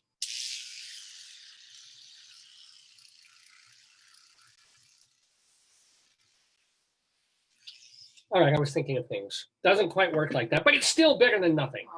Get yourself a really good, harsh toothbrush and make your face shake. So Carly. Yeah, Carly, welcome. Christopher, Tim, and Dan Lane. Okay, welcome to all of you. Welcome to Dave's Gone By live on this Saturday morning, July 25th, our 756th show. Welcome, honey. Well, oh, hello, honey. How you doing? It's sweet to have you here. But I wonder, who could honey be? We'll have to ask our hive mind. Bill joined too. Bill, stage manager Bill? What's it with the H last name? No. No, that's another Bill. Oh, a different Bill. Welcome. Guillermo as well. So many folks joining us, and welcome. I should have technical difficulties starting the show more often. I get more people watching when I can't even get on. I should not do the show altogether, and 12,000 people will tune in. That would be ideal. Anywho, so much to do on the program, so little time. Let us get to, because I want to have time for it. Why don't we do our today, yesterday quiz? I know Cynthia and Jeff, or as we call them, Sif, are watching, and that's kind of cool because they play along. If I can get on my Facebook page, maybe I can see their stuff. Oh, and Jackie wrote in to say hi. Hello, Jackie. So yeah, can I see the messages? Who did? Kevin, welcome, Kevin. Welcome again to everybody who is tuned in and play along. So here's the deal. Everybody can do this, whether in the watch party. On Barry, too. Barry, hello, Barry. And on the Dave's Gone By Facebook page, you can type in your answer to the quiz question and see if you can beat my cousins, Jeff and Cynthia. See if you can get there first. No fair Googling or wicking or binging. This is Scout's honor. This is on your honor of trying to see, can I answer the question before everyone else? I also throw the question out to my darling and adorable wife sometimes, but she's so busy with running the watch party that she can't always be part of it. And last week we had my friend Jeff playing along, and that was a lot of fun too. So here's the deal. We're going to be doing our today, yesterday quiz. The idea is, hey, it's July 25th. There have been many, many, many July 25ths in history, right? What do you know in terms of trivia on what happened on those dates? So yeah, you have to figure out, here's the answer to Dave's question. Some of them are multiple choice, some are not, but I know there's an answer.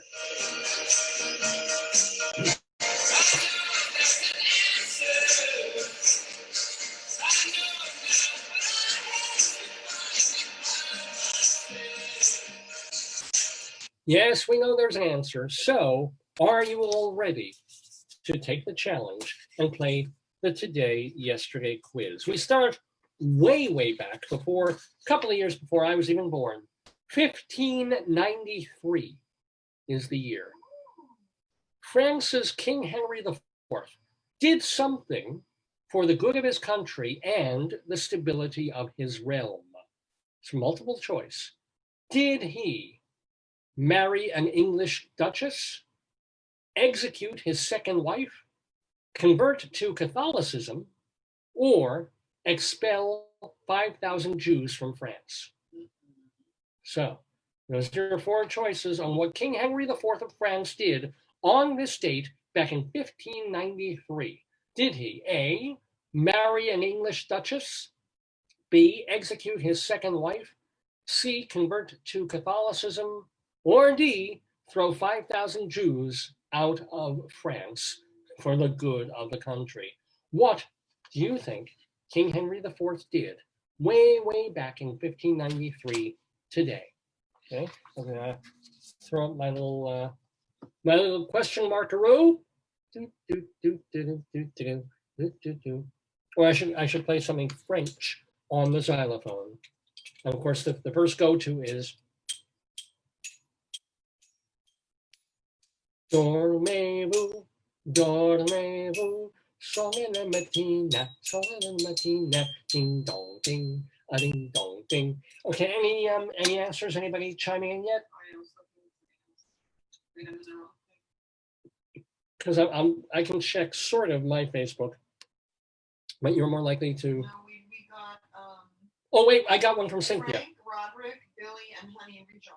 Welcome everybody who just rejoined the show. We have an answer from marital spat. Ooh, wait. So my cousin Cynthia and Jeff don't always agree on the answer. Cynthia said, Jeff says that the king converted to Catholicism. Cynthia says, no, he married an English duchess. Ooh. Joyce, do you want I'll to? say that he did the Jewish thing. Joyce says he expelled all the Jews. Oh, this is a good question because it can't be all of them. It isn't all of the above. Anybody else want to? Because Oh, whoops. Wait. even though they were all first, you're welcome to chime in because they might not be right. In fact, two of them are wrong. Are we ready? Yes. So on this date in history, King Henry IV of France did something that he thought would be good for the crown. What he did was become Catholic again. He converted. He was born Catholic, but raised Protestant. He was, very much a Protestant, but for the sake of appeasing the church, he had to renounce his Calvinism. David, would you welcome Joey, Brian, Alan, and Harry? Joey, Brian, Alan, and Harry, welcome all of you. The interesting thing about Henry IV is, because he was Protestant in a place that was supposed to be Catholic, he was pretty religiously tolerant, and he was a very well-liked king. So he didn't kill his wife. His wife liked him. And he didn't throw the Jews out of France because he was more tolerant than most leaders of the time. But he did have to go back to Catholicism in order to make the popes happy. All right, so far we are looking at Jeff. So not my Jeff Goodman Jeff, but Jeff and Cynthia. Her Jeff is for 1-0. How are all you doing on our Today Yesterday quiz? Our next question moves to 1722. The governor of New England formally declared war on the Wabanaki Confederacy, a group of Indian tribes that were allied with France. How long did that war last? And again, this is a multiple choice question. Okay. Did the war last 1 year, 3 years, 5 years, 17 years? Okay. A good one for history buffs here. The year was 1722. The governor of New England declared war on the Wabanaki Confederacy. Welcome, Rosie, Carlos, and Rodney. Rosie, Carlos, and Rodney, hello. Here's the question, the trivia question. The governor of, I love seeing all those people watching, man. It's fantastic. He declared war on the Wabanaki Confederacy in 1722. They're a group of Indian tribes that were allied with France. How long did the war last? It was a very exciting war. Oh, Ty just joined. Welcome again, Ty. A lot of people get kicked off because we lose our internet here. But these are new names. Carlos? C-A-R-L-O-U-S, Carlos? Carlos. Carlo? I don't know. We have an answer from Cynthia and Jeff on question number 2. So does anybody else want to take a stab at how long the war lasted? Do you want to try? 12 years. Joyce is saying 12, which wasn't even one of the multiple choice. No, let me do like the emerging adults. I choose C. She chooses C. I Oh, choose you choose C. 5 years. Yeah, C. That's Well, you're a better. lot closer than 12. The answer from Sif was 17 years, but the actual true answer was 3 years is how long it lasted. Here's the thing. It was France was trying to get all these Indian tribes, these Native American tribes, Indigenous together people, to First knock Nations. out these English First colonists. Nations. Yeah.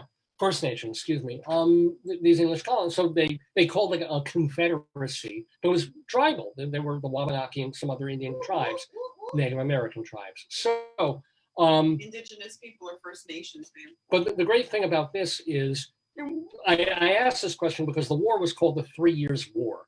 Now, there was the name of it. Otherwise, I wouldn't have asked such a tricky question. But the great thing is, it was also called by 6 other names. It was such a, like, I guess I wanted to establish the importance of this war, but it was called the 3 Years' War. It was also called the Dummers' War. The what? The mummers? The Dummer, like Dummers' War, Yeah. Father Rail's War, Lovewell's War, Greylock's War, the 4th Anglo-Abenaki War, or the Wabanaki New England War of 1722 to 1725. And it didn't go on that long. I mean, it would, Yeah, the naming of the war went on longer than the war itself. By the time it came through all the, and they also, weirdly enough, called it the Washington Football Team War. Wow. Go figure. Shocks me. All right, we move on to the next question in our yesterday quiz. 1797. Oh, we're talking war again, ladies and gentlemen. This British military hero lost his right arm today. Oh, God. At the Battle of Tenerife in Spain. He lost that battle, well, yeah, but won several others in the Napoleonic Wars before being killed during the Battle of Trafalgar. Name this naval notable. Kind of a clue right there. I'll read the question again. The year 1797, British military hero lost his right arm today at a battle in Spain. He lost that battle, but he won several others in the Napoleonic Wars before being killed during the Battle of Trafalgar. Name this naval notable. Does we have anybody chiming in? I don't have anything from Cynthia and Jeff yet, but I'm hoping to. Oh, I didn't hold up the important prop, the multi-million-dollar prop that we, well, if it were Spanish war, I'd hold up the question mark like this, but here it is. Can you answer? And remember, not just my cousins can chime in. Anybody who's watching this on Facebook can type in a message and let us know if you get the answer first. So anybody chiming in with this answer of the naval notable? John joined, but no, people are joining, but there's no answers. Well, welcome. And again, no fair, researching. You either know it or you don't. I'll read it one more time and then I'll give the answer. But Cynthia and Jeff, clock's ticking. British military hero suffered a bad defeat today, back in 1797 in Spain, in the Battle of Tenerife. Lost his arm, in fact.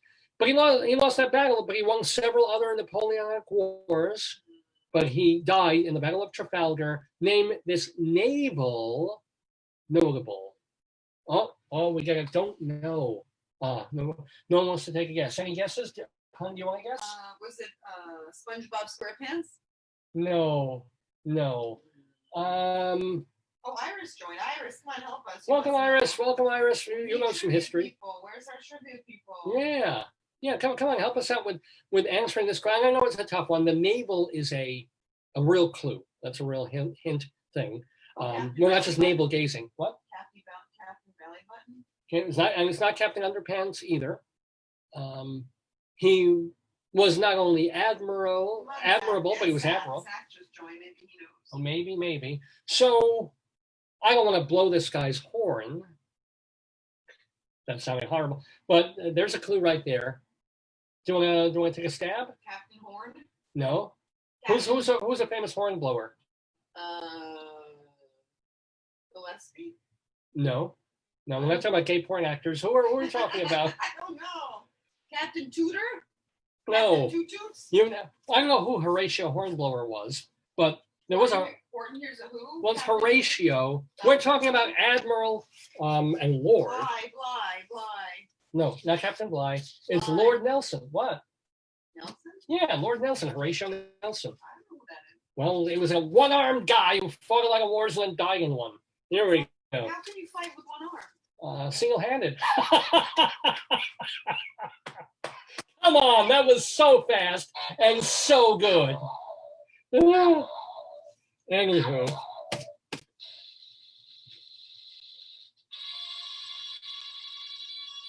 You know, I'm not surprised that people listening to a question about a one-armed guy were stumped. Okay, moving on. Elizabeth and Seth just joined us. Hello. Oh, Seth. What's the first initial of the last? Oh, no, I don't know. Well, welcome, Seth, whoever you are, and Elizabeth. And Zach. Oh, Elizabeth, they come and get me, honey. And Zach. The year 1946, at Club of 500 in Atlantic City, New Jersey. Sean and Sorry? Gaelic. Seth could be Sean. It could be Sean and Gaelic, okay. At Club 500 in Atlantic City on this date in 1946, I'm reloading. Dean Martin and Jerry Lewis made their debut as a team. Which of the following is not a Dean and Jerry film? Okay, so That's this a hard one now. That's a hard one. that's what she said. Which of these is not a Martin and Lewis I'm movie? reloading, baby. At War with the Army, Artists and Models, Hollywood or Bust, The Disorderly Orderly. I'll read them again because this was the premiere thing, and Jerry Lewis actually wrote a whole book about his relationship with Dean and how he idolized Dean for the first several years of their relationship, and that Dean just turned weird. And Jerry didn't. Anyway, 1946 was the year at Club 500. They made their debut, and then, of course, they went on to make a bunch of movies, including all of these except one. At War with the Army, Artists and Models, Hollywood or Bust, or The Disorderly Orderly. Okay. Oh, we have an answer from Sif. How do you want to take a stab at this? Puppy, do we have Highway anything? or Bust. Joyce is saying Hollywood or Bust. Oh, and welcome I look. Sean and another Sean and David. There's a Seth and a Sean. I think. Welcome, Sean, David, Seth, all the folks who are watching, as well as Glenn and Moose and Iris. Well, no, Moose isn't here today. No Moose! Oh, we're not styling because we don't have our styling Moose. Anyway, answer to the question is, by the way, correct from Cynthia and Jeff. It was, in fact, The Disorderly Orderly. That was one of the first Jerry Lewis solo movies without Dean. And I didn't even remember this. Hollywood or Bust was one of their pictures together, and the whole plot of it influenced Rain Man, which I absolutely never realized. Anyway, moving on. Oh, and Joseph joined. Hello, Joseph. 1953 is the year. The price of what item was raised from 10 cents to 15 cents on this date? It's a tricky one, but it's a multiple choice also. Was it subway fare, a gallon of gas, a postage stamp, or a cheeseburger at the first McDonald's? Wow, I wouldn't get this one. But here's the question again. It was 1953 was the year. The price of what item went from 10 cents to 15 cents on this date? Was it subway fare, gallon of gas, postage stamp, cheeseburger at the first McDonald's? Postage stamp.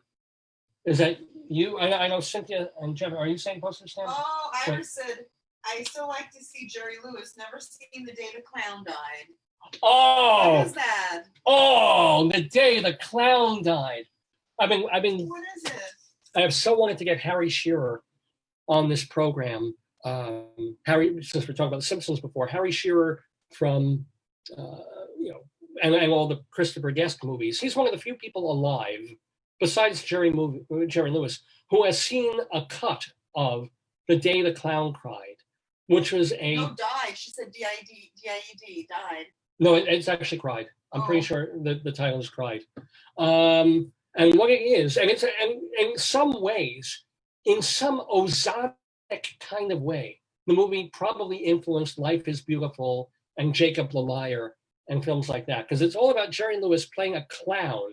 C-R-I-E-D, cried. Yeah, who gets put in a concentration camp, and his job is to kind of entertain the children before they get put in the gas chamber. God. It's supposed to be, it's Jerry Lewis. It's fucking terrible. It never saw the light of day. It was never released, but there was a rough cut that some people somehow got to see. And I hope to live to 115 just so I can see for myself on the day the clown cried. But no, this was the disorderly orderly we're talking. Anyway, that's the previous question. The question here is what on this date in 1953. David, it's me. It's not Iris. It's me because I'm trying to catch up with all the windows. It's hard. Oh yeah, no, I know, and everybody's delayed and stuff like that. But it's 1953. Oh, she said Iris said you're right. She'd still love to see it. Oh yeah. Anybody, everybody, just for the sheer oh my goshness of it. Is it like when Shatner made the record and everybody bought the record like that? Yeah, it's that desire to see it. Not that it's going to be any good, but Jerry Lewis being Jerry Lewis, you know that some parts might be almost funny and other parts are going to be maudlin and embarrassing. Because he wouldn't have hit that tone like Life is Beautiful, you know? Oh, hello. So the answer, by the way, Cynthia and Jeff have guessed it. On this date, 1953, no, it wasn't postage stamp, it was subway fare. As a matter of fact, it was particularly interesting that it went up by 50% because it was the introduction of the subway token. Oh, wow. Welcome back. I do believe, let me see, I should go into my Zoom thing. I guess I am, me is now streaming live on Facebook. Welcome back. After more technical difficulties, I guess the sunspots are coming back with a vengeance, my friends. So sorry about that. So, okay, we don't have our guest yet because, I've got our beautiful little prop here. How can you even hear me without this microphone? Ladies and gentlemen, I'm Dave Lefkowitz, and the program that you're trying to watch and that we're trying to do is Dave's Gone By, our 756th episode of the program. We're live on this July 25th, 2020. And we're in the midst of doing our, actually, what I also should have set aside is a little, pardon me while I do this. I just need to, I need to get that ready. Forgive me, I just, you know. Still playing the old video. I don't know why. That I don't, because I should be live and everything should be okay. Cool. All right, that's good. Anyway, welcome back, everybody, and all the folks that we have greeted to the show and have tuned in. Please come back. Please, if you're back and you know someone who was tuned in, go tell them we're here for however much longer, and that we've got Willie Nile and Rabbi Sal Solomon coming in just a couple. Okay, Cynthia said, okay, you're back, so I'm going to start the watch party. Yay. We have time for one more quiz question, or I'm hoping, obviously, that our guest will be here in a moment, so, or two or three. Last question of our yesterday quiz. Let's get through it if we can. Speaking, perfect timing. We're going to talk, Willie Nile writes songs that are personal and also political and sometimes anthemic. And New York based. Well, here's a question about Bob Dylan. On a whim, for his second concert at the Newport Folk Festival, Bob Dylan went electric. That was today in history in 1965. He made some enemies, of course, that day, but also changed rock history. Which fellow musician introduced that now legendary electric set at the Newport Folk Festival? Was it Richie Havens, Pete Seeger, Peter Yarrow, or Joan Baez? I'll ask the question again. So Dylan went electric today in 1965 at the Newport Folk Festival, one of those famous moments in all of rock and roll. Which fellow musician introduced him at the mic in front of the crowd? Can you tell me who it was? And then I'll read the guesses again. It's Richie Havens, Pete Seeger, Peter Yarrow, or Joan Baez. Give that a little thought. I'm going to see if I can get my, I can even look at my Facebook here. If you want, I can look, but don't do it. I'll look in a sec. Yeah. I gotta find one. Give me a second. Sure. We have an answer. We have an answer from Cynthia. Yay. And Han, do you want to answer that one? Because we just saw No Direction Home. Oh, okay. Well, Say it. the answer, I'll do the guesses one more time. It's Richie Havens, Pete Seeger, Peter Yarrow, or Joan Baez? Do you remember, Ben, from the movie? The answer is, Joan Baez. good guess. You guessed Seeger, Cynthia and Jeff guessed Seeger. It was not. It was actually our friend of the Daverhood, Peter Yarrow, of Peter, Paul, and Mary.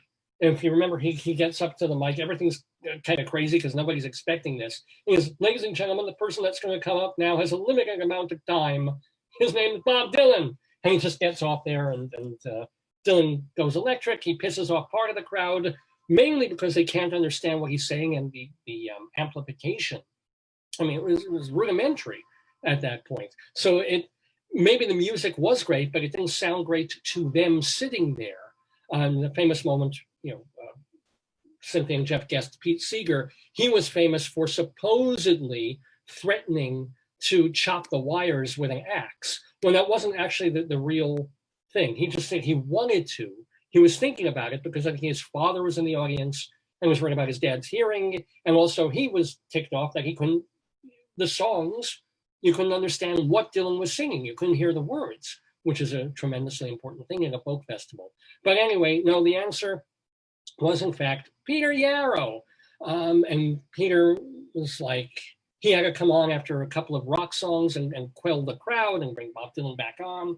And Dylan whispered to Yarrow, "What are you doing to me, man?" And needed a special harmonica. It was rock history. What can I tell you? Well, we're waiting on our guest in the Daverhood. I'm hoping he's, I should probably check my mail just to make sure that we're all good. There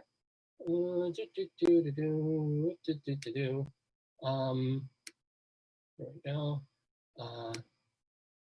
I am hoping that he has not forgotten, or that maybe he is having some internet things. Well, I don't have this person's number. I just have the management that set it up. So I would need to contact them.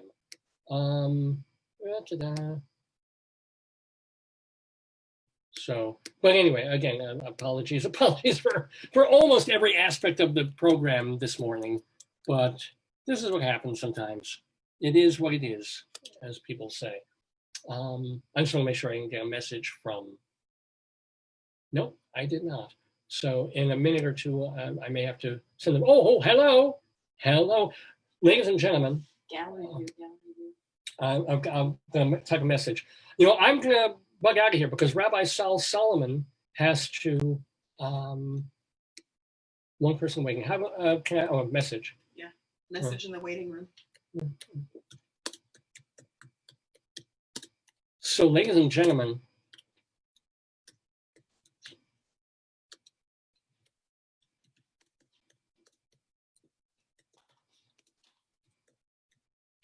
okay, I'm going to play some live Willie Nile music. Why? Because Willie Nile is in the waiting room and he's waiting to talk to Rabbi Sal Solomon about his music, about his new album, about all sorts of stuff. So, ladies and gentlemen, without further ado or a don't, let's hear, hopefully without any, let's see, I have to block out any commercials. Unbelievable. Yes, we have to let this commercial run through. Oh, it's not the commercial, it's the actual whole video. While Rabbi Saul is prepping, he's getting ready. Here's, oh, for gosh sakes, how do I? Which one? Here we go. I just want to play a little Willie Nile to give you a flavor of what this guy does. And it would be nice if I could have the internet working. Here it is. And He'll be right with us. he's not here tonight, but he said to say hi to everybody. Here's a song for Bruce Mosher called Heaven Help a Lonely.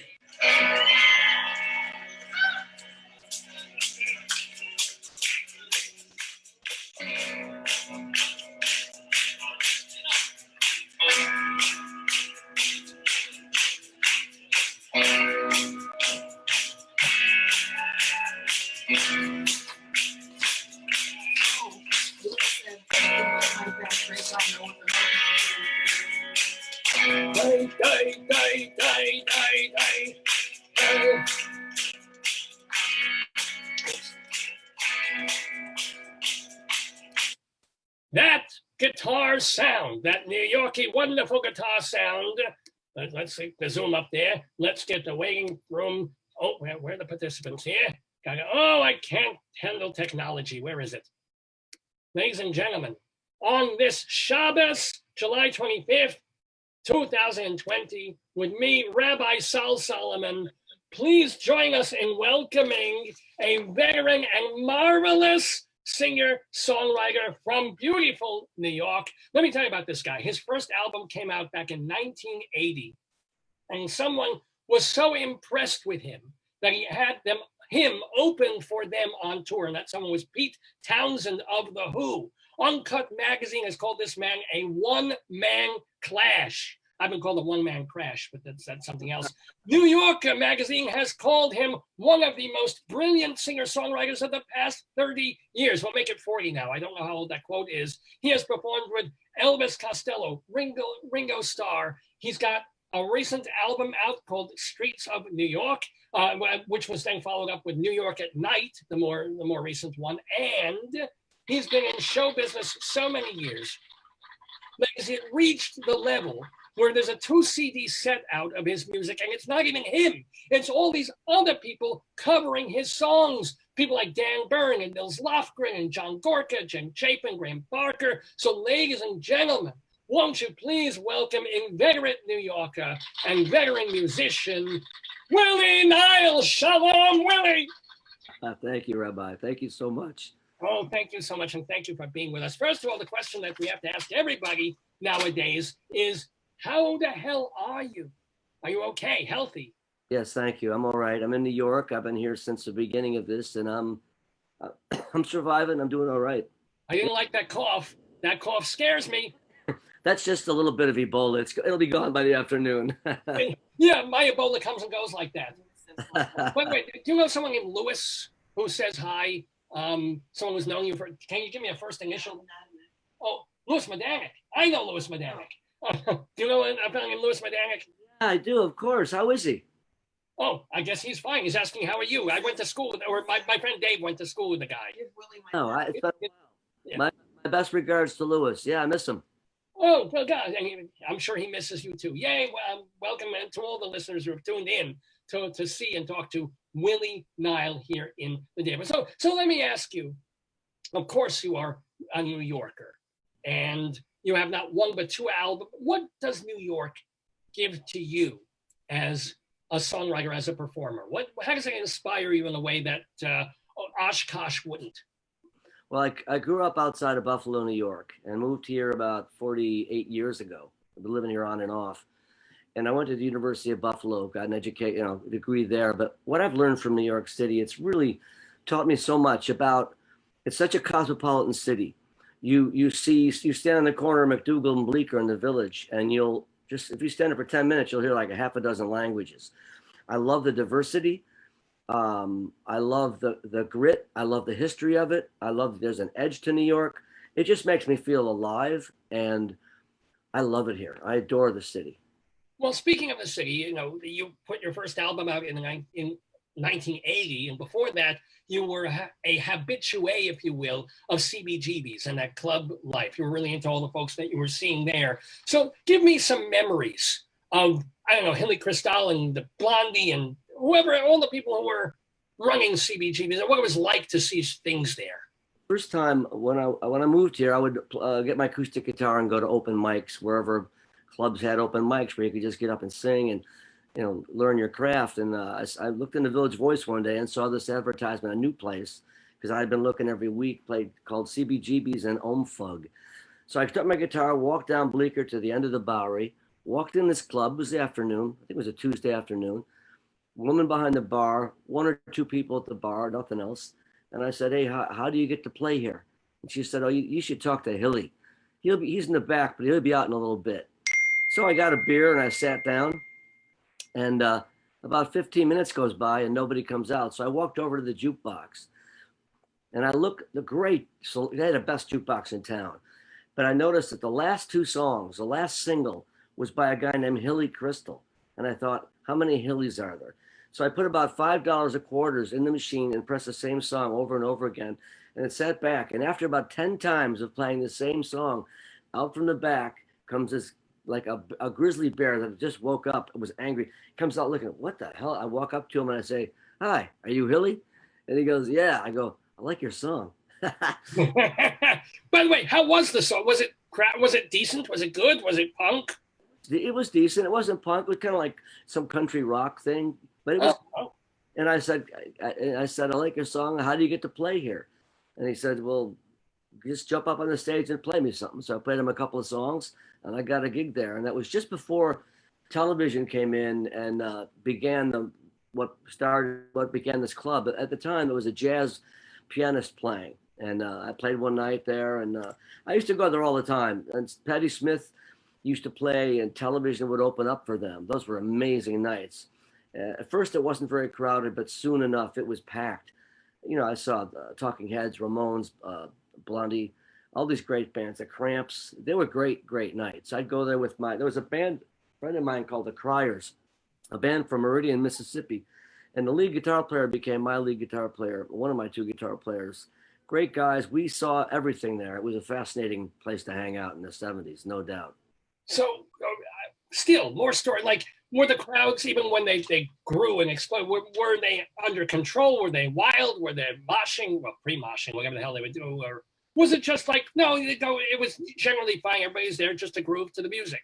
Yeah, that was generally the case. People were there. It was a really interesting collection. What I liked about CBGB's is that it attracted all these outsiders.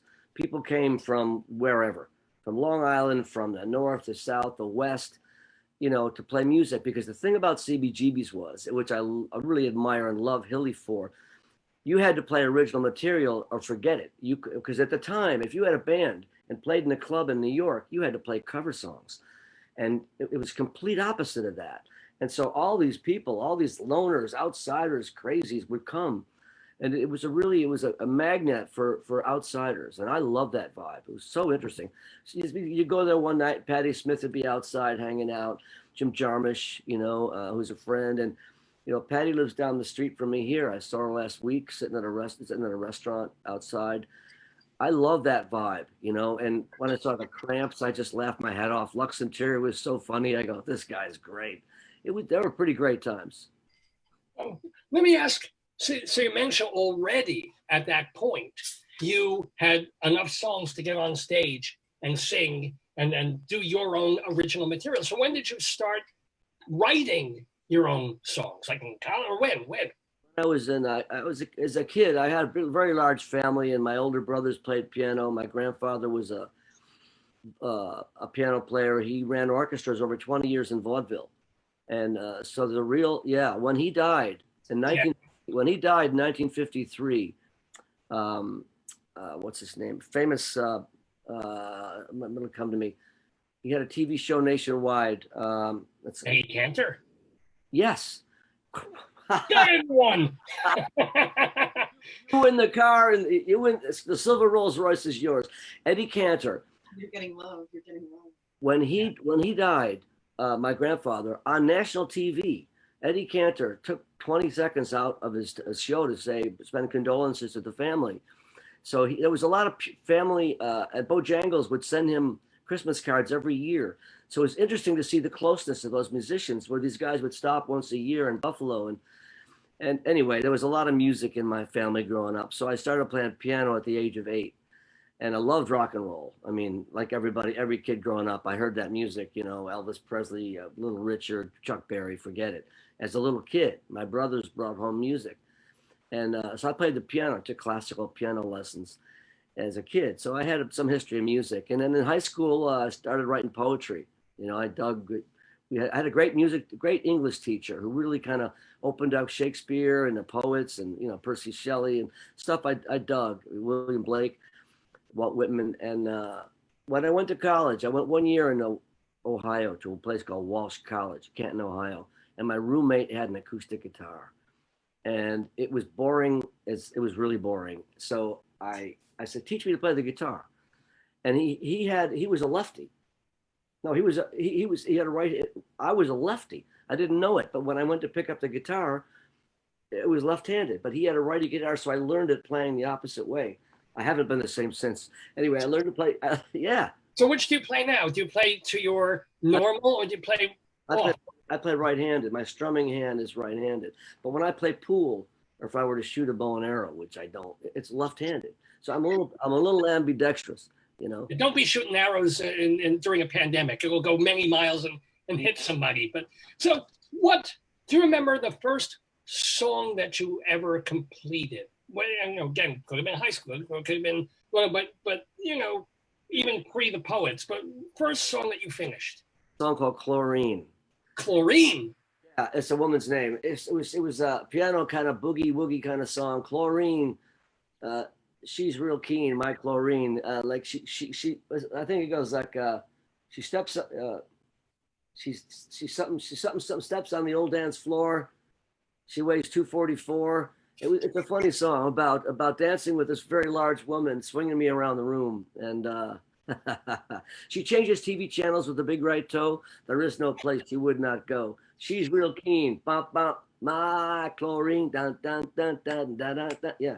Have you played that in concert just as a goof over the past like 40 years? Have you gone back to it? One time I was playing up in Piermont, New York at the Turning Point, and I thought, this is the first song I ever wrote, and I started playing a bit of it. Yeah, I still remember it. By the way, we're talking with the delightful Willie Nile, who is delightful, even though I'm sorry to say this, he is a Catholic. How religious were you growing up, and what kind of religion do you have now? Well, what's really interesting about the home I grew up in, my parents are devout, Catholics, Irish Catholics, and very good people. They give you the shirt off their back, never lock their door. And they were, so I had one of 8 kids. So we were going to church all the time. They were praying all the time. It was, we got a belly full of what it was to be devout and saw all that. And it was fast. Did you just do it because they were doing it, or did you feel it at certain points yourself? A little bit of both. Definitely at points you felt it. Oh, maybe I'll be a saint. Maybe I'll be a saint when I grow up. Anyway, it was really interesting. But the thing that was the most fascinating to me was my parents they belonged to this organization called the Christian Family Movement, CFM. And they'd have meetings once a week at the house, and we'd all go run upstairs and hide out. And they'd have their friends come over and talk about the world. But being members of that, we were in Buffalo, New York, 25 minutes from Niagara Falls. So whenever any foreign visitors would come to Buffalo, New York to go to see Niagara Falls, if they came to the CFM office, and they did, we want to go to dinner at a normal American family's home. Every week we had, you name any country on the planet, and they came to dinner at our house. We had foreign exchange students, sometimes over the year, sometimes 2 at a time, 8 kids.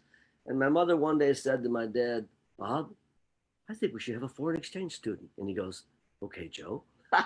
She had 8 kids already, and so we grew up with like the first one was a 16-year-old girl from Buenos Aires. Well, I'm sure you like that. Okay. She was so nice. I was just like a kid. I was 8 years old or something, or 10 years old, but she was so nice. Stayed for a year. When she left, we all cried for days. It was every time we had these foreign visitors come, they became brothers and sisters. So, that whether it was from South Korea or Japan, we had a priest one time from China who had been in prison for 20 years, taught us all how to use chopsticks. Name any country. And so we had different languages, different clothes, different customs. At one time, we had an Indian student from India who someone wrote my father looking for an American sponsor to sponsor this young 18-year-old English guy who wanted to come study here. And my father said, sure. He had to take on the financial responsibility. I mean, my father was there were these good people. So when you're asking me about religion in general, what I saw, and we had every religion. We had Buddhist monks come to the house. The head of the Vietnam educational system during the war came to our house for a visit. My mother couldn't talk to him or wait on him because she was female. I didn't dig that too much. But we had so as a kid growing up, you saw every kind of faith. Some people devout, some this, some that. From the pervert to the devout person, we had the wide spectrum. Wait, who was the pervert? Well, you never had me over. No, was there an actual, like, I don't know. One time we had, actually he was a governor of one of of in India, one of the provinces in India. I won't mention which one. And after dinner, he wanted to have a game and have my sisters dance. Yeah. Next, I'm thinking that something ain't right about this. So I said, let's stop that game and let's play this one. So I put it into that right away. But that said, most of those people were really wonderful. One Christmas, so we had so many religions and faiths, and my parents were very, they believed in their faith. They treated people good. They were all God's children. I have a song called "All God's Children," and I'm a very positive guy who believes in the good side and the goodness of most people, and not everybody's good. We know that, but our job is to try to be good and to pick each other up. That's basically my philosophy of life. But one Christmas, I think I was 8 or 9 years old, and I woke up my sister. Let's go look. We coming down the stairs, looking at our Christmas presents under the tree. And we noticed on the couch, there's this like 6-foot swarthy, dark-skinned guy sleeping who wasn't there the night before. And what happened was a family into Crowley's in Chicago gave him my parents' address. Oh, you can go stay here. They never locked the door. So he got there like after midnight, walked in, fell asleep on the couch. We saw him. We didn't think anything of it. We just thought, all right, it's another visit. That was some messages. Oh, yeah. And he stayed for like a week, and we all became great friends. It showed me and my brothers and sisters that he may have come down the chimney, Schwarzer Claus or something like that. Who knows? But it's a lovely stay. It's a lovely. And that has carried over. I assume you don't have exchange students coming. But do you go to church? Are you? Because you're getting not the dogmatic part of religion, but of the being cool to other people and vice versa. That's what I picked up: being cool to other people, being respectful. Being loving, like if I'm in Buffalo, I may go to church with my dad, but by and large, I don't practice, I'm not a practicing Catholic. I'll go with him just to be, my father's 102 years old. Mazel neglect. Oh, that's l'chaim to that. That's wonderful. And he should live to 120 something, as should you. Thank you. Yeah. Let me ask you also about, since you had so many different people from so many different cultures, that you were when you were in your teens and then a little younger than that, and how much did their styles? Did you play music with them? Did they bring guitars? Did they bring instruments? Did you get a whole multicultural sense of music from these people? Yeah, we got a multi-central sense of everything, from food to obviously people had different faiths. That we had a couple from name any country, Tasmania, every country in the world we had people. It was like ridiculous. And there was sometimes, you'd sit at the dinner table, you'd hear their stories. We had one guy from Hungary, didn't have a thumb because he was tortured and they cut it off in the 50s in whatever the revolution was going on. He was a radical student. But the music would kind of go along with it. Some people bring instruments, some people would play the piano. But it was more the stories they told, that there were real people, coming here to learn as students or just traveling through the country for different reasons. It was fascinating. It was just a fascinating thing growing up. By the way, can I ask you a question? You're Willie Nile, but you're actually not Willie Nile. Your name is Bob Noonan. Robert Noonan. What happened? Why did you? Bob Noonan is a perfectly good name for a singer-songwriter. Why Willie Nile? When I first moved to the village and started playing in clubs, I was Bob Noonan. I would sign my name. You'd sign a list and you'd get in line and you'd play.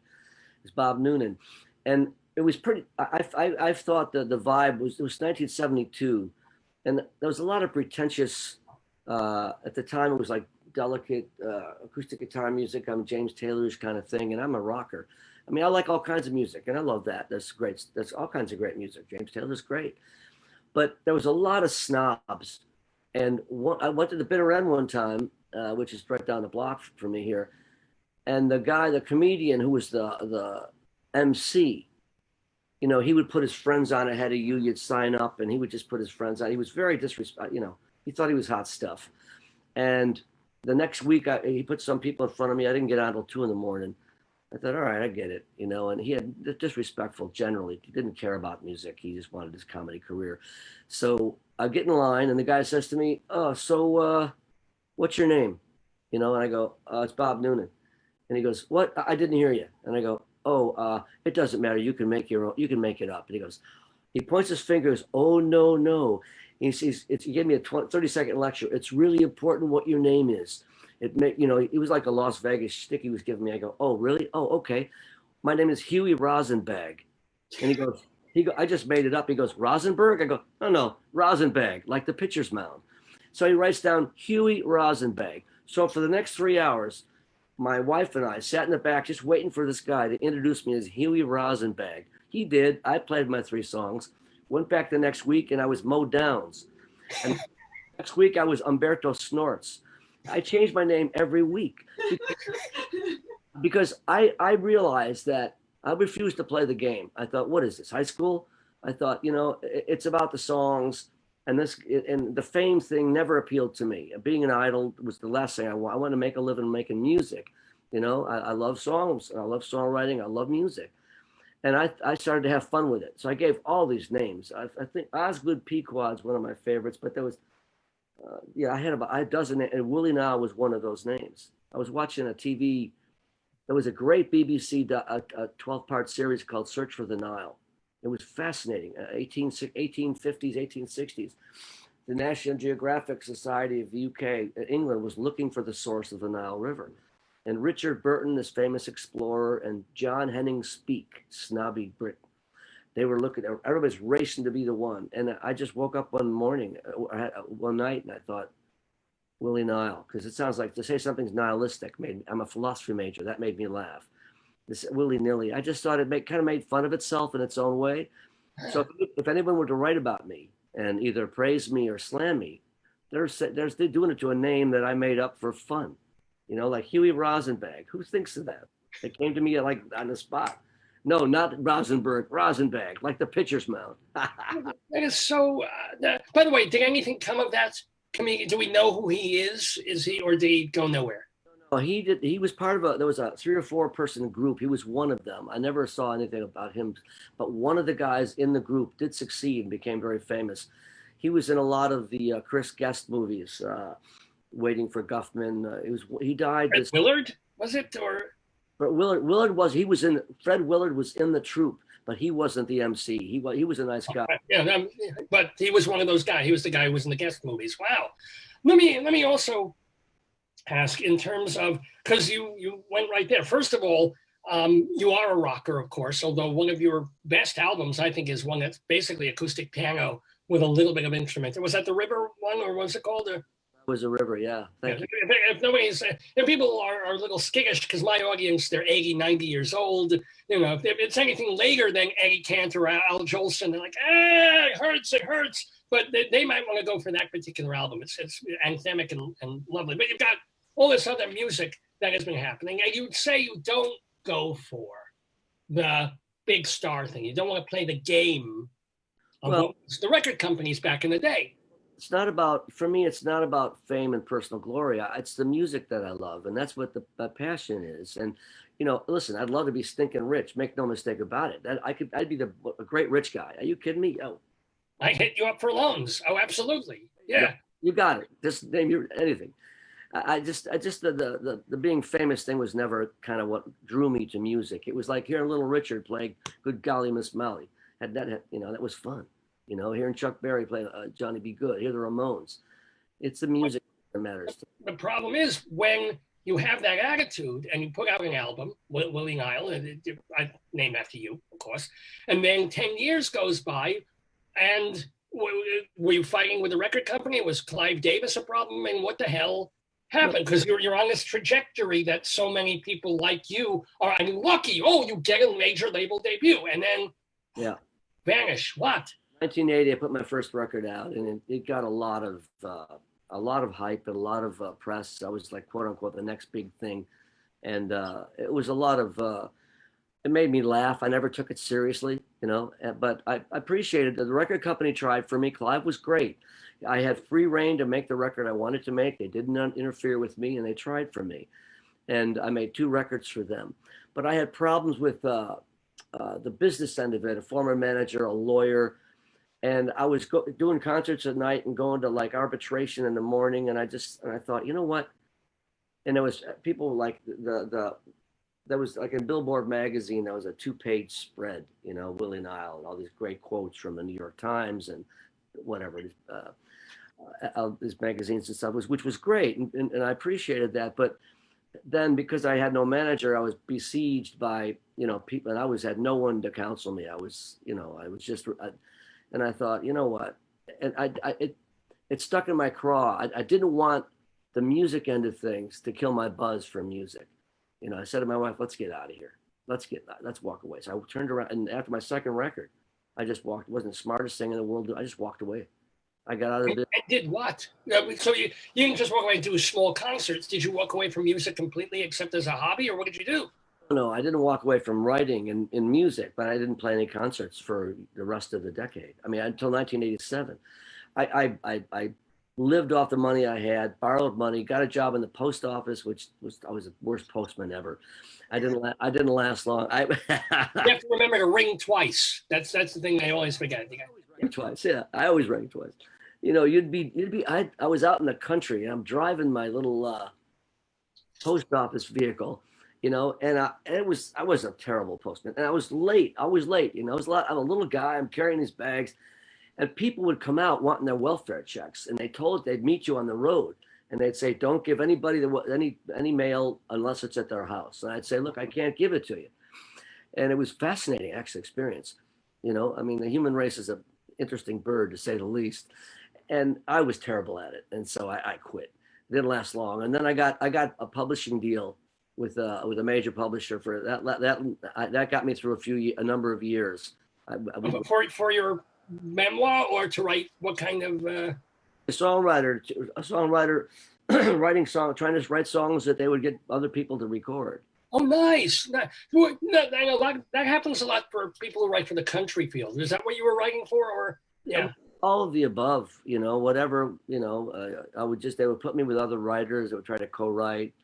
It was fascinating, you know, but I write mostly on my own. I'm best at that, I think, you know, when I just write a buddy of mine, Frankie Lee, I write with, over the years, I've written with a lot, but generally things. And Judas Priest as well. Not the bad, just little Frankie Lee joke there.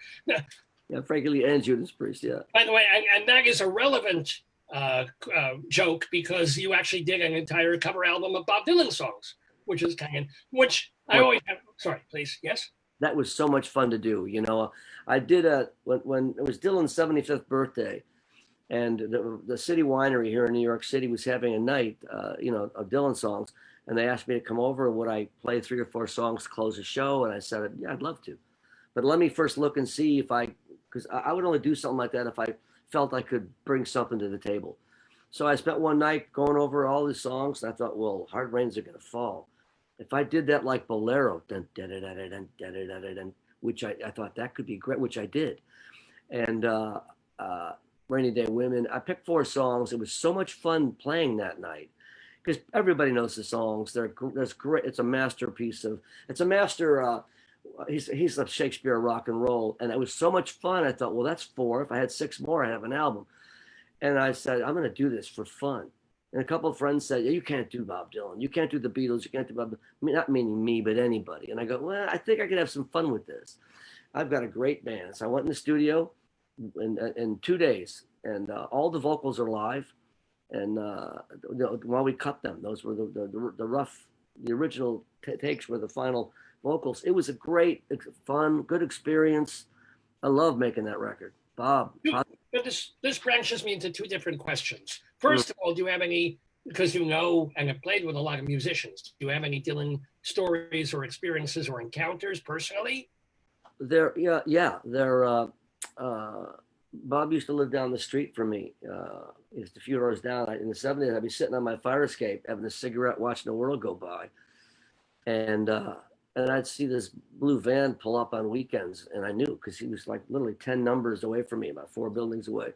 And I'd see Bob get out with his kids. So I didn't meet him then, but his publishing company, when I made my first record, his publishing company administered my publishing.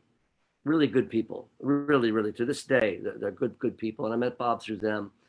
And one story, the last time I saw Bob, was at a Bruce Springsteen concert at Shea Stadium, 2003. It was October 4th.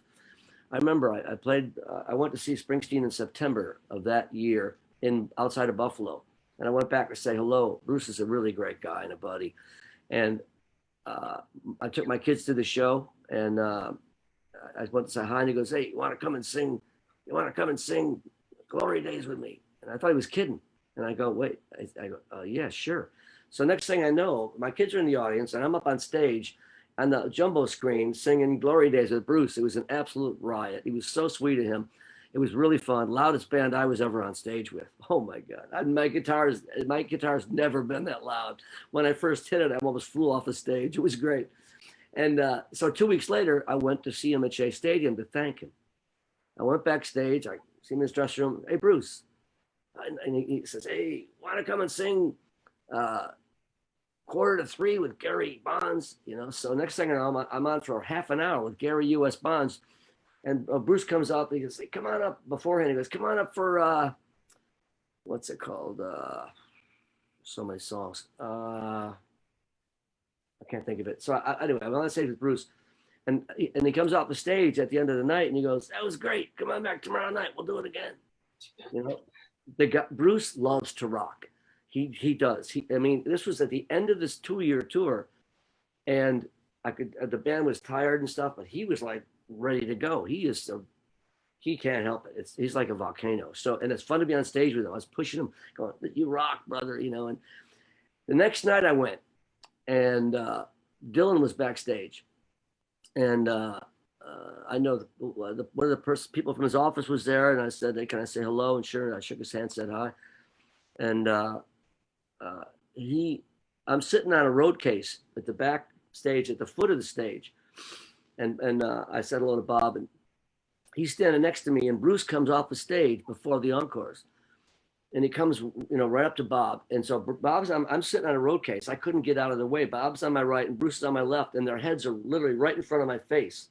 "Hey, thanks for coming. Hey, nice to see you. How are you? Hey, great. And what do you want to play? Let's play Highway 61." And it was, I would have gotten out of the way just out of respect, but their faces were right in front of mine, and the Shea Stadium was going crazy.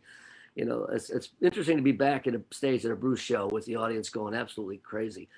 And Bob got up and played, and was so great. Walked off the stage, cool as can be, down the ramp into a limousine, off into the night he goes. The coolest, really pretty hip cat. It was pretty great. Yeah. Wow.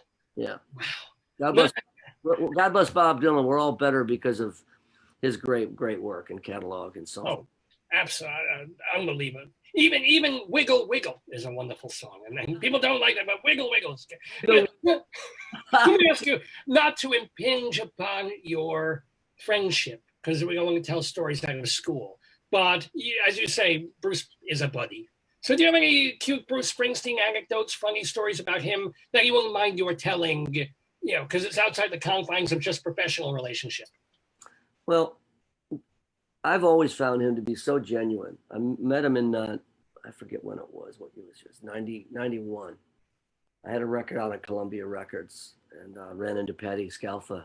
I was in Los Angeles doing interviews, and she was very, very nice. I knew Patti from when she sang with Southside Johnny back in 1980, and always really nice woman. So always so nice to me and the other musicians. And long story short, I met Bruce, and he was such a good cat. When I met him, he had just played The Bottom Line. I forget, he had the album, when those two albums came out together, I think it was then when he had those two records released simultaneously with not the E Street Band, another band. And I went and shook hands. He goes, "Hey, get our number from the house, from Patti. Call it. Patti's got the number. Get the number. Call the house. Come on over." And I was too shy or embarrassed to ask Patti for the numbers, so I never followed up on it.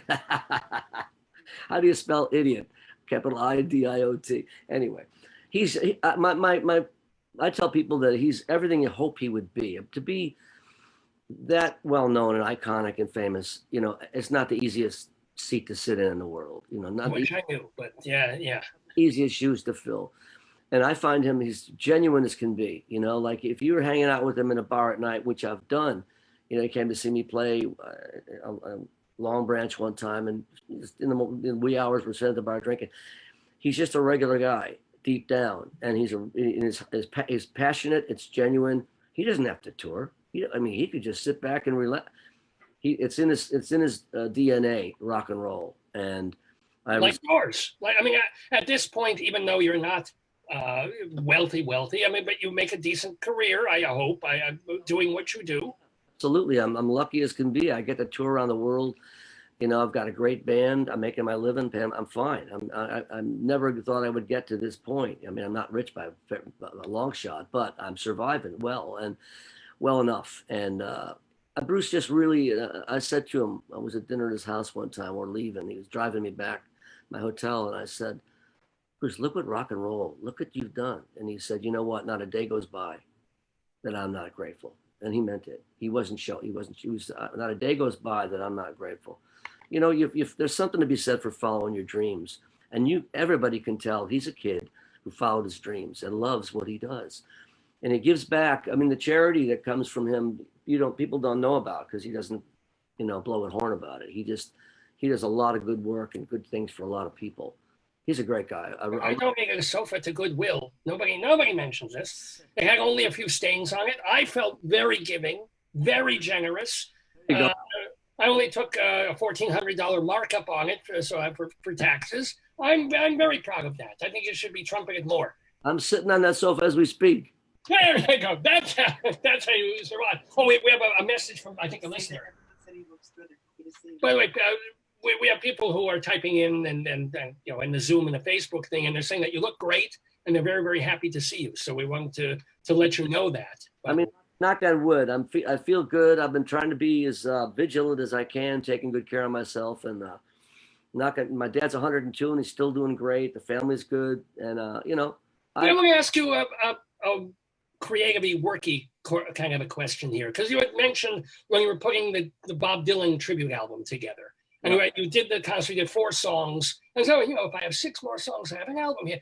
Do you still think in the 2020 age, where it's all Spotify, where it's all this kind of music, and how is it musicians still think in terms of albums running a certain amount of time with a certain amount of numbers? Is that going to go away, like with the next generation? Are they not even going to think in terms of a 45-minute to 75-minute window? I think it's probably yes and no. I think the people think it's singles these days, like you say, with online things. Here's a song. I grew up with albums, initially in the 50s, it was singles. But then the whole culture, the counterculture in the 60s, which I grew up with, was all albums.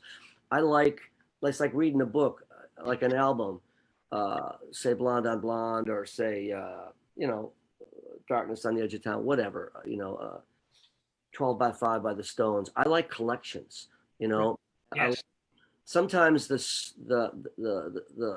sum of the parts can be greater than the whole. I don't know what that cliche is, but I like collected works, and if it's too many songs, like I haven't made double albums because it seems like it's too much of a listen. Like when I made this new album, New York at Night, there was one other song we cut, finished, mastered. I didn't put on there because I thought when you listen top to bottom, it feels like a full meal. An extra song was just a little bit too much, So that's a taste thing. I think in terms of it's song by song, but ultimately I get a general feeling when a collection's coming together. I have it now, actually. I've been writing during this pandemic, and I've written a bunch of songs, and I thought this is the core of an album. So I think in terms of albums, the future generations, who knows, I like collected works, like whether it's a book of short stories or a novel or that book of poems. I like an album of songs, 11, 12 songs. It's what as I'm saying, it's what we grew up with. So I'm used to that, yeah. I'm sure people who grew up playing 78s, where after 4 songs, well, I like putting this over and over, and then I go away for a half hour of silence, and then I'm gonna crank up the Victrola and do something. Oi, I just spilled. Oh dear. Oh yeah, I just spilled my egg cream. How terrible is that? Taking that as a good sign. It's all over. Pardon me a moment. By the way, we're talking with Willie Nile, and our assistant, our lovely assistant, is helping here. Look, it's got all schmutz on it of chocolate, seltzer, and milk. So, I'm sorry. Anyhow. The mosh pit jumping up and down and just spilled your egg cream on your fellow man. That's all right. And this is rock and roll, ladies and gentlemen. This is the thing. That's not to say that I wouldn't put out a single. I'll probably do that at some point. Put a song here or there, depending on the situation, But generally, I like albums. That's my particular. Do you have a favorite song of yours, besides Chlorine? Do you have a song that you are most proud of over the years? And don't just say the usual thing. Well, the songs that I most recently did are my favorites. Well, no, I've been doing this online. I've done 4 online shows on Facebook, with the tip jar out because there's no live concerts anymore. So, and the fans have been really great. And what's been interesting about that is looking over my catalog, and as I put a collection of songs together for a show, I'll play a dozen songs, for example. And what surprised me was there's a lot of good songs in the collection because once I make a record, I don't often go back and listen to them. I keep moving forward. A favorite song, a couple come to mind. On the Road to Calvary is one of my favorite songs that I wrote. I wrote that for Jeff Buckley. I originally was writing it as my journey, a journey through life. And then Jeff Buckley, my friend, died, and had died, and I wanted to write something to honor him. And so I dedicated it to him on the album. But over the years, the song has come to mean like the journey of the human race. Could be anyone's journey, if a friend passes, I'll sing that and dedicate to him. I'm sorry to ask this, but since you mentioned it, I know you have all those brothers and sisters. I know you lost at least one brother of you. Yeah, God bless him. Yeah. Did that inspire, as it were, a song? Did you write about that, or was that too personal to? There's a song on the new album called "Surrender the Moon" that I wrote with John. He lived in the apartment right next to mine, and he knocked on my door one day. He died 12 years ago, heart attack. Great guy, brilliant guy. I always describe him as, of 8 kids, he was the brightest color in our rainbow. He was a real brilliant guy, and he scored a movie. He wrote me his own music. Great guy. Anyway, he knocked on my door one day and said he had a song idea, and he came over, he played on the guitar, and it was "Surrender the Moon."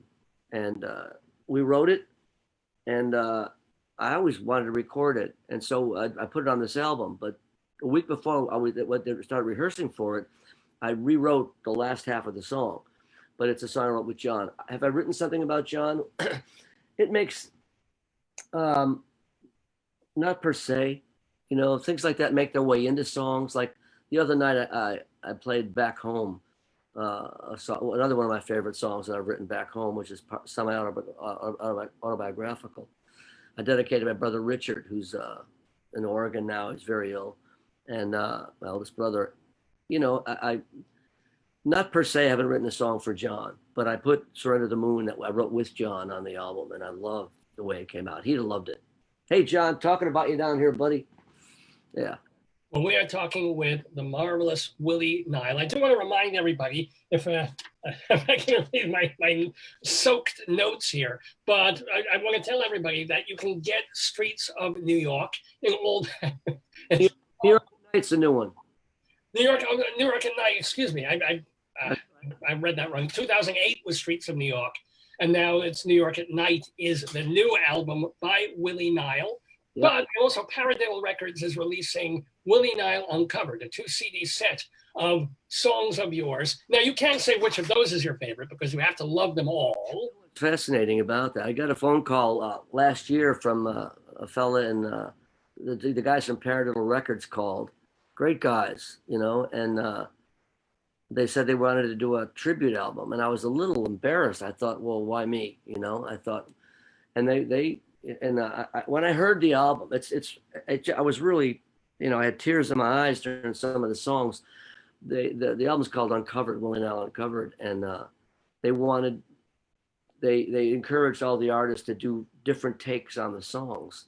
And there's just some just really interesting takes, some of the songs, and, you know, revisiting those songs that I worked hard over, you know, hearing them was very, to say rewarding is, you know, I hung in there all these years. One thing I'll say about me is I never gave up.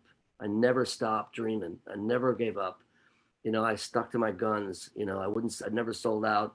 You know, when I thought that the business early on was going to impact my writing and my music, I walked away. I walked away. Not the smartest thing to do, really, with worldwide press that I had. I walked away and I didn't play again for years. It was 10 years later that I put another record out. So I kind of follow my heart, and hearing that record, I can hear it in there. All this, there's so many good songs. It'd be hard to pick one out. There's so many beautiful ones. Richard Barone's version of Streets of New York stands out. Oh, there's so many. Kenny White's version of Vagabond Moon, I started crying when I heard it. And I think one of my favorites is Jen Chapin does a song of yours in a very acoustic sort of a way. That's just lovely. Jen's version, I mean, those versions, I mean, I'd have to list all 26 of the songs. I couldn't believe it. They're all good. And I'm very, very humbled by it, to be honest with you. But it's like at the end of a long journey, you kind of look back and go, wow, that happened. You know, so I'm honored by it, to say the least. Well, we are humbled and honored to have been talking to the great Willie Nile. Please get, we have applause even for you.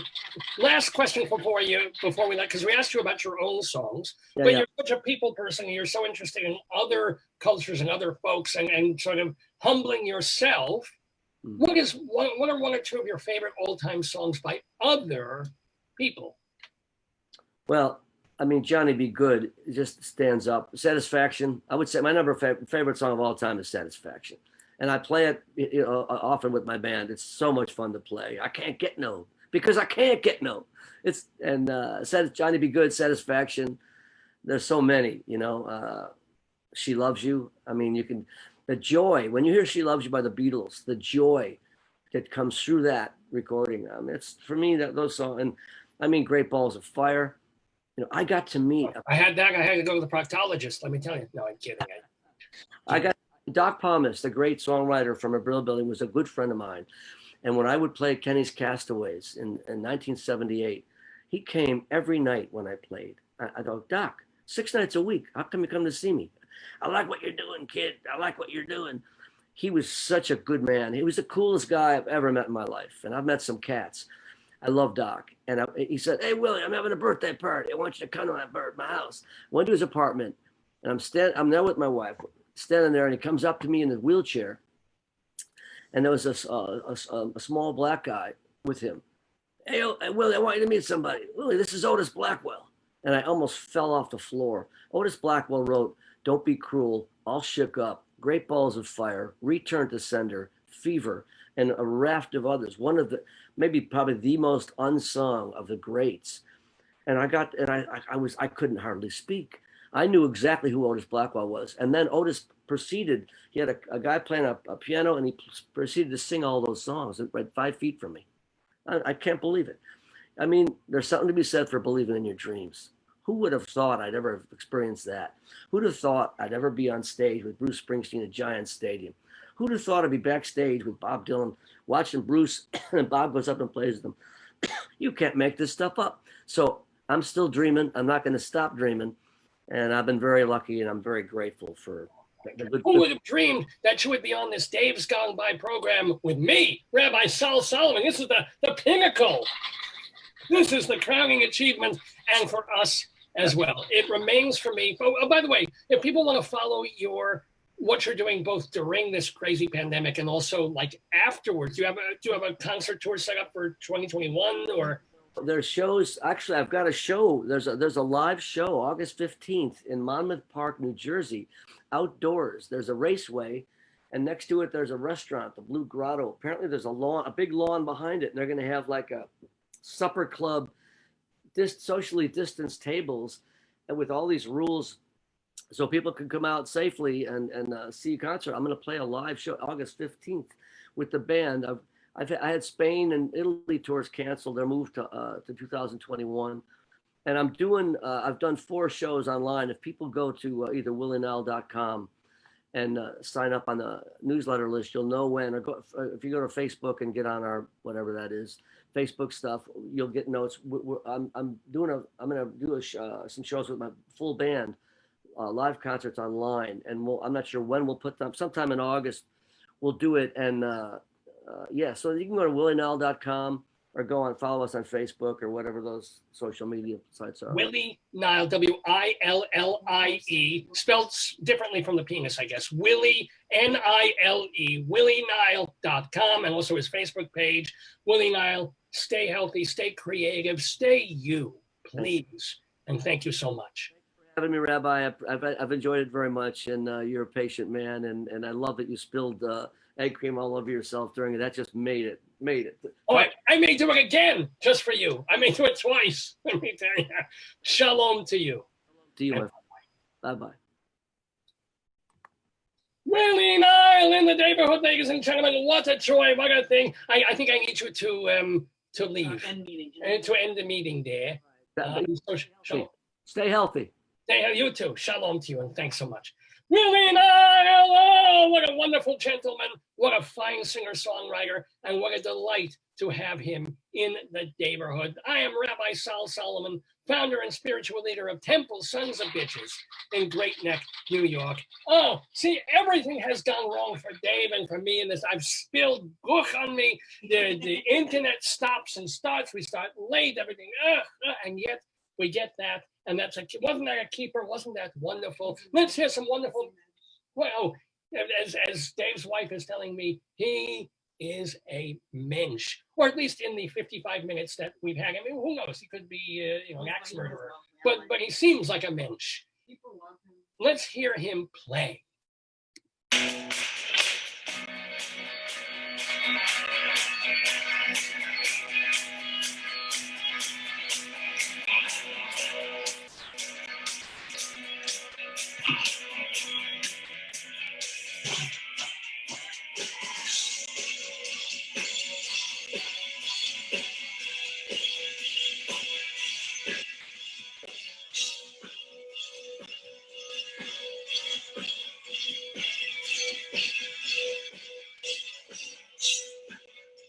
The intro there, stop it.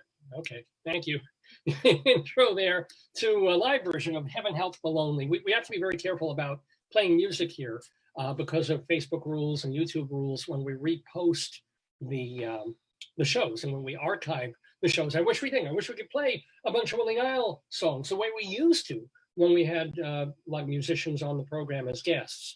But, you can go find. And I think we have a little better luck when we play live versions of songs as opposed to the pre-recorded ones where the record companies and ASCAP and BMI get involved. But, oh, my gosh, wasn't that just delightful? Willie Nile, go to willienile.com for more information about him. And Rabbi Sal Solomon, thank him so much for doing that interview. To find out more about that fella, go to his website, shalomdammit.com. Shalom, D-A-M-M-I-T, shalomdammit.com. That is the place where there'll be links to his interviews, of course, and also to his mini sermons, his rabbinical reflections, as well as the 10 episodes that he did, hilarious, I think, for cable television on Long Island, and his one-man stage show, Shalom Dammit, An Evening with Rabbi Sal Solomon, recorded off Broadway. It's all there. All the links are there at shalomdammit.com. Do give it a look. Well, we're only 3 minutes away from noon. End of the show. Besides, we lost about 25 minutes of the program to technical difficulties. So we still have more to do. We still have a couple of segments to do for you. We've got our Inside Broadway segment. We've got, my God, the Rabbi made such a mess here. He spilled, look at this.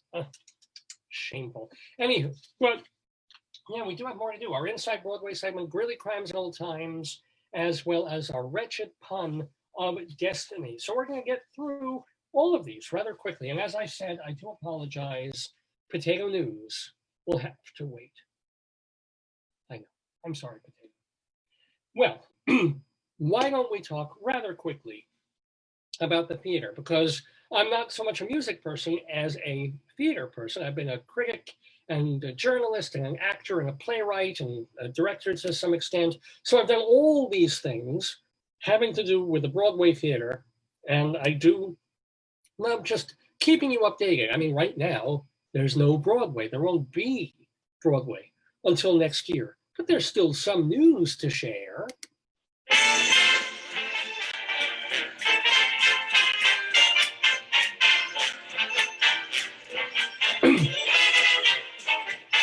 Inside Broadway, a look at theater on and off Broadway and beyond. Brought to you by Total Theater and Performing Arts Insider. Curtain going up.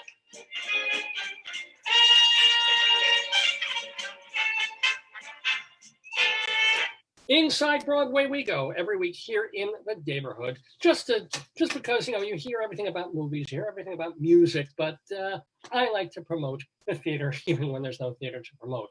As we all know, Broadway shows stopped on March 12th because of the pandemic, and they kept pushing away the date for things to start reopening and get going again. Right now, it is January 3rd of 2021. So, because the Broadway League and the Broadway unions are trying to figure out how to make everybody get back to the theater safely, while at the same time the producers have to figure out how they can do that and still get a profit, because otherwise, other than the goodness of your heart, why produce? So there's all this going on, and the union, IATSE, has come up with some guidelines. There's like pages and pages of them for thinking about how to get 1,200, 1,400 people back into a Broadway theater for a show. And just some of the things that they list include frequent testing of everybody. You got to sanitize often touched surfaces. This is a marvelous quote here. This is mostly about actors and backstage and things like that. Physical contact should be avoided, including shaking hands, high fives, fist or elbow bumps, or hugging. Physical contact related to actors is discussed below. So it's really going to be this whole sort of, if you don't actually have to touch me, don't go near me, which is kind of the opposite of what Broadway is, All employees need to be trained in COVID safety. Ushers should eliminate close contact with guests and not escort guests to seats, just point and go over there, which would be nice. So finally, they'll put actual readable numbers on each seat of these Broadway theaters, and patrons will be just grabbing their own playbills off a stack because they won't be handed one by a mask-wearing usher. If close contact cannot be eliminated, ushers should use properly fitted N95 respirators. I mean, it just goes on and on. Yeah. Bill said, letting you know next Saturday, August 1st, will be the first streaming of theater for New City Street Theater 2020, Liberty or Just Us. Liberty or Just Us. Crystal Field is the artistic director and I think maybe founder of Theater for the New City. And so what they do every summer for years is they do agitprop political street theater. And this year they couldn't, so they're going to do a Zoom agitprop thing called Liberty and Just Us. And it says at 2 p.m. it's the first streaming of street theater in over 40 years. Well, ever. I mean, how would it be streaming? It wouldn't be, yeah. So they've been doing the street theater for 40 years. This is the first time they're going to stream it. Wow. So that's the world we're in. What can I tell you? I'm going to tell them share a link. We do have some news, positive news involving theater, involving a new show, involving something that is planned for Broadway. People are thinking about Broadway in the spring and fall of 2021. For example, there's going to be at the Hayes Theater, I guess this is second stage, is going to be doing a new, as yet untitled play by Lynn Nottage. She wrote the off-Broadway hit, By the Way, Meet Vera Stark, a season ago, and that will be playing in the fall of 2021, so more than a year away, in Broadway's Hayes Theater. And basically a year from now, before that show comes in, they will be, it's official, they are going to revive Richard Greenberg's play Take Me Out, about the baseball player who comes out of the closet. It's a wonderful show. They were going to have it, they were going to open it 3 months ago. Didn't happen. They're on hold, they paused it, and it will open next April. April 22nd is the opening date of 2021. But there's also still bad news, and we expect more shoes to drop in this COVIDian era. For example, bad news for a nice guy, producer Eric Krebs, who owns the off Broadway theater, The Playroom.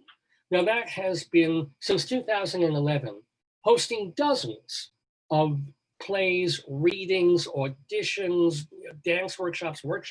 Apparently like 500 different things have taken place in that space that are rented and given to performances, and sometimes Krebs will produce a show or two there as well. And the Tank, a very important off-Broadway helping and producing organization, has used that as their home base since 2015. Well, guess what? The Playroom will play no more. Eric Krebs had to close it on June 30th because of the pandemic and high rents. There's just no way really to keep it going. Seriously. Quote the producer, "Little theaters are important engines that are the heart of performance for emerging artists in New York City." So we lose one. It's not good times, folks. Anyway, but when good times return, if God willing they do return, what you're going to need is this publication. Performing Arts Insider, the Bible of Broadway. Since 1944, Performing Arts Insider has kept the industry apprised of everything that's going on, off, and off Broadway. We are putting out hard copies again for a couple months. We were just doing PDFs by email, but here, this is the July issue. The August issue just went to the printer. And why should you get it even during these times? Because this gives you all the info. If you're planning for spring of 2021, this is telling you everything you need to know. Here's a list of all the shows from last season, the shows that were supposed to open last season and are currently on hold, or shows that have been long running and are currently on hiatus. There's a map of the Broadway Theater District, which will become useful again in a couple of months. We got a guide to every Broadway theater and tenants, because there are would-be producers out there who, and I'm sorry to say this, in a vulture kind of fashion, might have been waiting for a Broadway house to open up. And they wait and they wait, and this show runs for 3 years, and this show runs for 7 years, and there's a bottleneck. Well, some of those shows that were running 6 months ago are going to drop off the map by the time the theater reopens. What theaters are available? Where are they? How many seats do they have? What producers or what organizations own them? Nederlander, Joe Jamson. This is the place to look on this page. And that's just one page. We move on to the press agents, the folks who handle all the shows, a day-by-day guide to all the shows that, at least before the hiatus, were playing, and then when things are scheduled to starting previews, opening, and closing in 2021. We've got the winners of the Drama Desk Awards, and then the heart of the magazine, every single show on, off, and off Broadway, a tremendous amount of information, from the cast list to the designers to the synopsis of the shows, to how to contact the producers and press agents, the theaters and where they're located, every single show. That's what Performing Arts Insider does. And as of June, we've also got, and you can't find this really anywhere else, a guide to virtual performances. So let's say you're a theater junkie, you're jonesing, you're missing theater, but you also kind of like sitting on the couch in an evening, and rather than going to Netflix or whatever, you want to watch a show. This is a guide not only to all these little theater companies that are doing Zoom shows, and more of them are doing that, but also shows that have been on YouTube and places like that for free for ages. And yeah, you know what, I'll give you some examples. Why actually do that? You can watch, for example, there was a 1993 TV movie of Gypsy, where Bette Midler was Mama Rose, and Cynthia Gibb and Peter Riegert were in it. That's on YouTube. You can Google it now because I told you. But this gives you the whole list and all the URLs to go to. There was let's see. Speaking of musicals, the broadcast of the Sondheim Musical Company that was done on PBS with Neil Patrick Harris and Patti LuPone and Stephen Colbert and Christina Hendricks. That was a public television broadcast back in 2011. That's on YouTube. You can watch it. There's dozens of these Where do you find them? In the pages of Performing Arts Insider, the Bible of Broadway. How do you get it? performingartsinsider.com. It's a rather expensive publication. It's a journal, but it's worth it.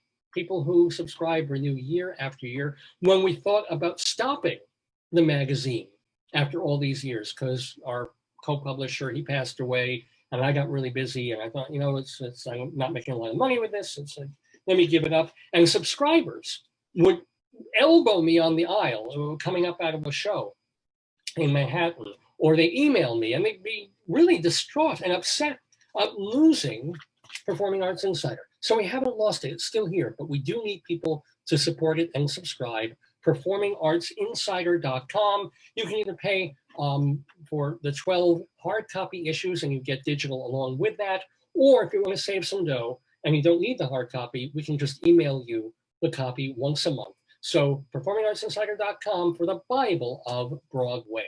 Well, getting back to Inside Broadway, got a little bit of sad news to report this week. Farewell to actress and singer Annie Ross, the last surviving member of the jazz trio Lambert, Hendricks, and Ross. She died on Tuesday, 4 days before her 90th birthday. She was actually born in London. Her name was Annabelle Short. And it's funny, we were talking to Willie Nile that he had a relative in vaudeville. Her parents were in vaudeville. And then at some point she started singing around in places. A record producer pushed her to sing like King Pleasure and start using vocalese, a certain kind of scat. So she wrote the lyrics to the classic song Twisted, which we all really know more the Joni Mitchell version. But if you know Lambert, Hendricks, and Ross, and she did it there, Annie Ross did. Ross appeared on Broadway. That's why we're doing this in the Inside Broadway segment, in a 1955 show called Cranks. And she was one of the cast replacements in the beloved Pirates of Penzance that was done at the Public Theater with by Joseph Papp. Annie Ross at one point dated Lenny Bruce. And unfortunately, she also had a very, very close relationship for a while with heroin, which basically drained her resources. She was living on the street for a while. I mean, she had a life of ups and downs and ups and downs. But in her later years, she was constantly doing cabaret and constantly picking herself back up and having a much better New York life. So it is with sadness. I remember my dad has 2 of the Lambert, Hendricks, and Ross albums. He used to rave about them. He used to go into clubs in the city to watch them and would tell me about Annie Ross and then these guys, and they were doing jazz vocals, the way the instruments would play, but they were doing it vocally. Loved that stuff. So a big farewell from the Daverhood to Annie Ross. And even so, with all the bad news and everything going on, ain't Broadway grand?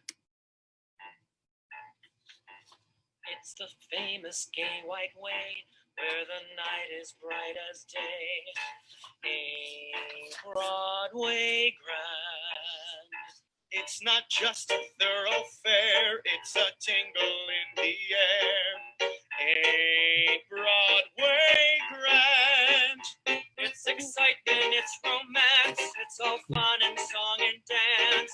This wonderland, you can be a millionaire quicker here than anywhere. Ain't Broadway grand? Yes, it is, ladies and gentlemen. Broadway is indeed grand, and it's grand to do this program. Dave's gone by every Saturday from 9 until noon or thereabouts. We're in our thereabouts portion of the show because we generally go late anyway, and especially today where we started almost 10 minutes late and lost about like 10 minutes of internet problem time. So we still have a bit more to do on the program on this July 25th, 2020. It is our 756th episode of the show. We're calling it Nile of the Jewel. And go figure, he took the name Nile from watching that miniseries about the Nile River. Who knew? Well, he knew. Anyway, so we've still got a little bit more. We've got our our Colorado Limerick of the Damned, as well as our friends of the Daverhood. So we'll be here probably close to about 12:30 before we get out of here. But before then, I had to apologize for the late start to the show and the problems we had with Zoom and Facebook, and apologize for Rabbi making a mess and spilling egg cream during his marvelous chat with Willie Nile. Sorry, but I'm really sorry for what is about to occur, because it is time for a pun. It is time for a play on words that is intentionally terrible. We do a short, tiny little story that is capped by a terrible, egregious, almost should be illegal play on words. We call that the Wretched Pun of Destiny, and this week's we go to the zoo. How about you on our Wretched Pun of Destiny?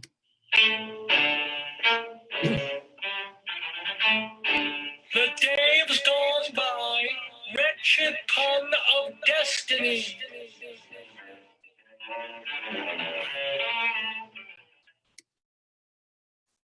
It was a bad morning at the San Diego Zoo.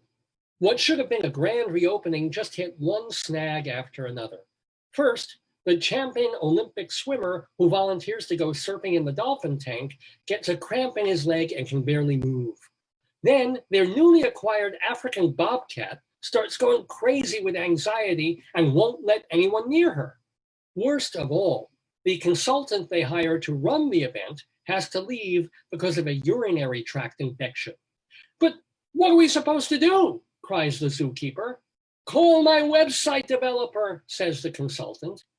Excuse me, yells the zookeeper. I've got an injured athlete, a crazy cat, and you with a medical condition.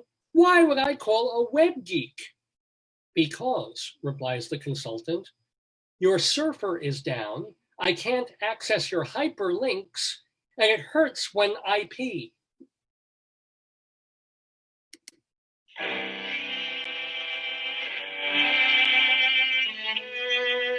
We here at Dave's Gone By apologize for bringing you the Wretched Pun of Destiny. Oh, yeah.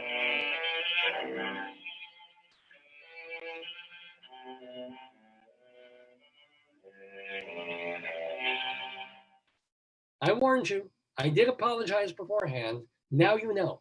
Now, you know, we have more than 70 of these things that we've been doing over the past few years. We took a break for like 3 or 4 years from doing them because I just ran dry.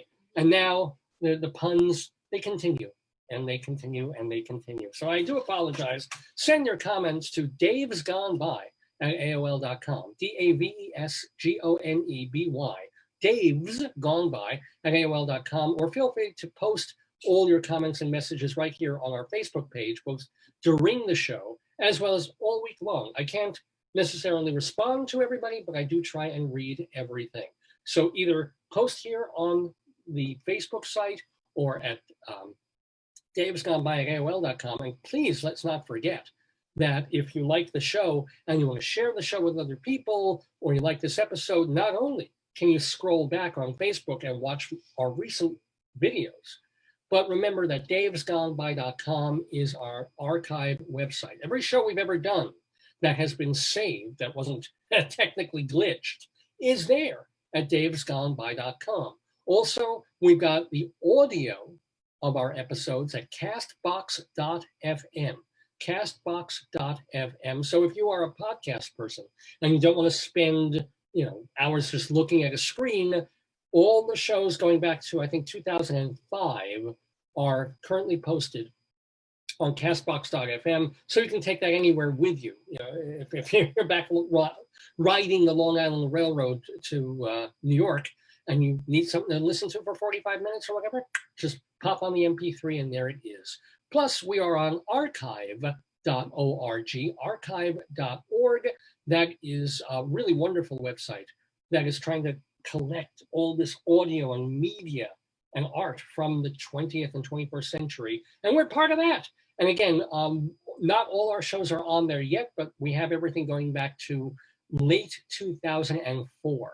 So we're getting back to the very nitty gritty of most of our stuff on these sites, but all our stuff is at davesgoneby.com. Now, speaking of the archives, that's where you can find all the interviews that we have done with amazing people like Willie Nile over the years. I mean, we've had a ton of musicians on the program. We've had people like Loudon Wainwright III, right? And Christina Lavin.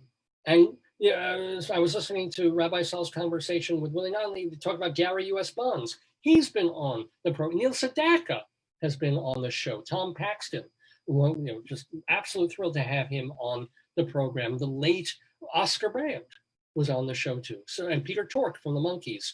It's especially special to me to have those kinds of people who are no longer with us, and yet we preserved their life and their work in some fashion. What's the URL? Give it to me. Davesgoneby.com. DAVESGONE. I know that. I'm just saying.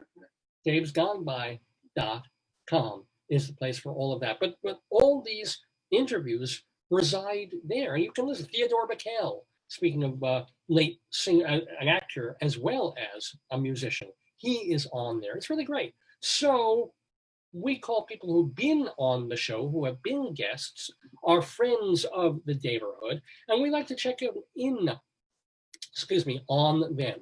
We like to figure out how they're doing, because they're friends, they're family. What are they up to? And we let you know every week.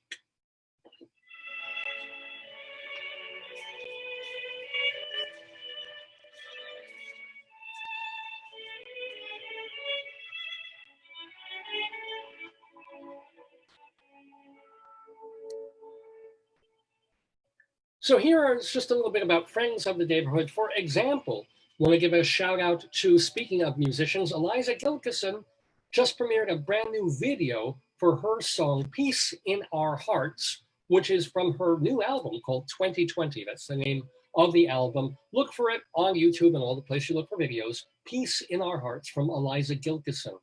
Another musician, Jorma Kaukonen. He is doing, week after week, he's been doing these solo shows, high quality audio and video from his Fur Peace Ranch. Last week, I think Acoustic Hot Tuna joined him. This time it's just him solo tonight at 8 p.m. You can find that on YouTube.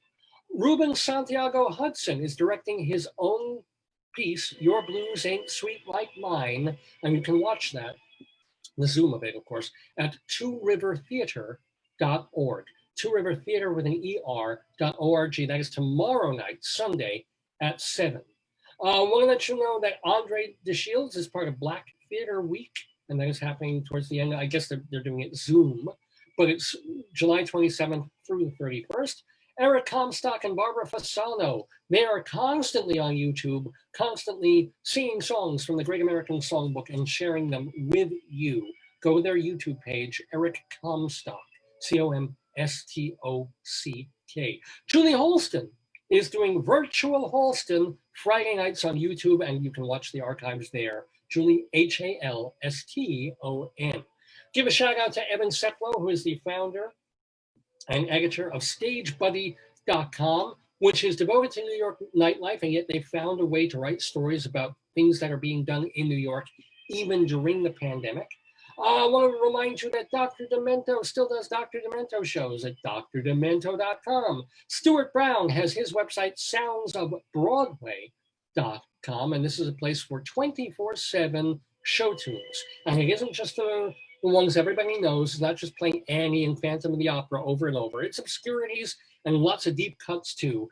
It's soundsofbroadway.com. And finally, our friend Bob Cudmore doing podcasts of upstate New York history at bobcudmore.com. Those, my friends, are the friends of the Daverhood.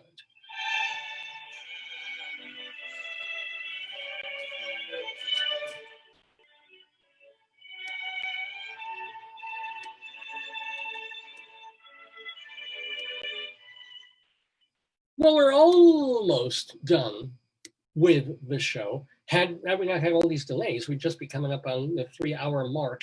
But listen, well, we had a great time, didn't we? We had Rabbi Sal and Willie Nile. We had our Inside Broadway segment. We did our Today, Yesterday quiz. We just made it through the Wretched Pun of Destiny. We had just so much good good quality radio broadcast programming, haven't we, ladies and gentlemen? Except now it's time to suffer once again with something that we call the Colorado Limerick. Yeah. Colorado Limerick of the Damned. Every week, because Joyce and I lived in Colorado for so many years, I got it into my head to start writing a short poem about as many places, towns, cities, municipalities in Colorado as I possibly could. And because they're limericks, they tend to be a little bit naughty and a little bit, this one, let's see, this one is PG-13. Not so terrible, but of course they're all really terrible.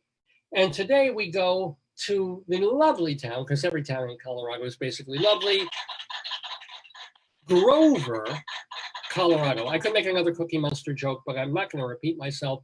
Grover, Colorado, for our Colorado Limerick of the Damned. A limerick is a comic verse of 5 lines, in which lines 1, 2, and 5 will end with words that rhyme. And likewise, verses 3 and 4 also end with words that rhyme. So this is a limerick. Rocky Mountain,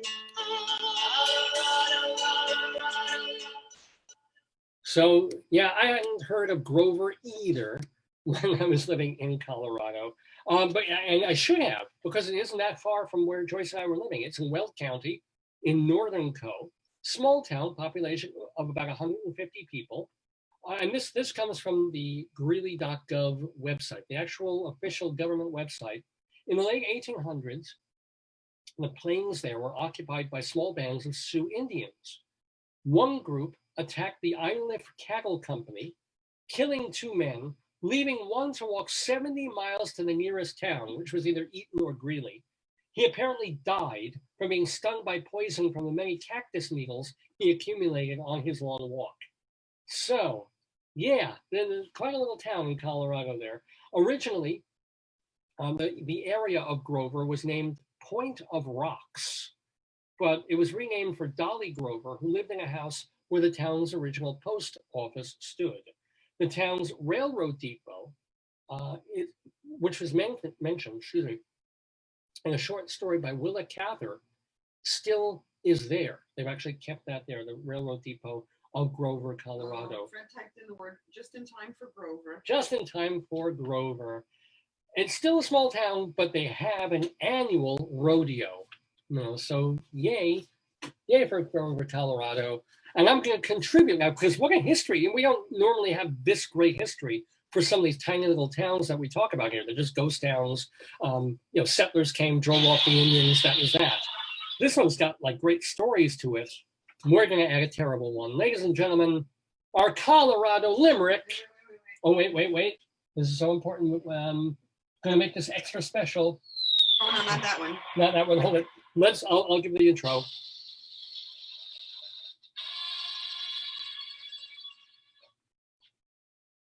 I pay a young model from Grover to pose naked with my Range Rover.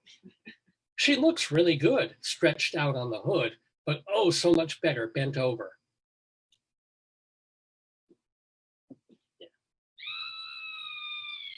Yeah, I know. That is our Colorado Limerick of the Damned, ladies and gentlemen. By the way, if you want to read all the Colorado Limericks of the Damned, they are at my own website, davelefkowitz.org. That is not the website for the show. That is a website for collecting all my writings, or at least the writings I've had time to put up there. But everything from abortive screenplays to plays that I've written and sometimes won awards, to tons of my theater reviews, to crazy stuff like our Colorado Limericks of the Damned. Just go poking there, and they're organized. So check it out. It's davelefkowitz.org for much more of me, because I know you miss me so much when I'm not here the whole rest of the week after this program. This program being Dave's Gone By, our 756th edition of the show, live on this July 25th, 2020. Oh, boy.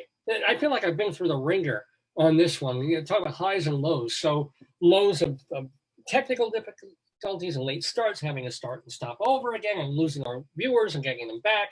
And also the highs of having so much fun with the segments of the show. And most of all, the contribution of the really, really great guy, Willie Nile. Everybody go to willienile.com because he's going to be doing that outdoor concert in the middle of August, I think in New Jersey. He mentioned that it is. So yeah, I know you gotta go to New Jersey to see him. But otherwise, it's Willie friggin' Nile, man. Concert New York music legend. And stay tuned to his website because they will be putting up the dates where you can see him domestically. You should link to him. He's got a newsletter on there, but you should link to him. He's got a newsletter. We can link to him right on our Facebook page.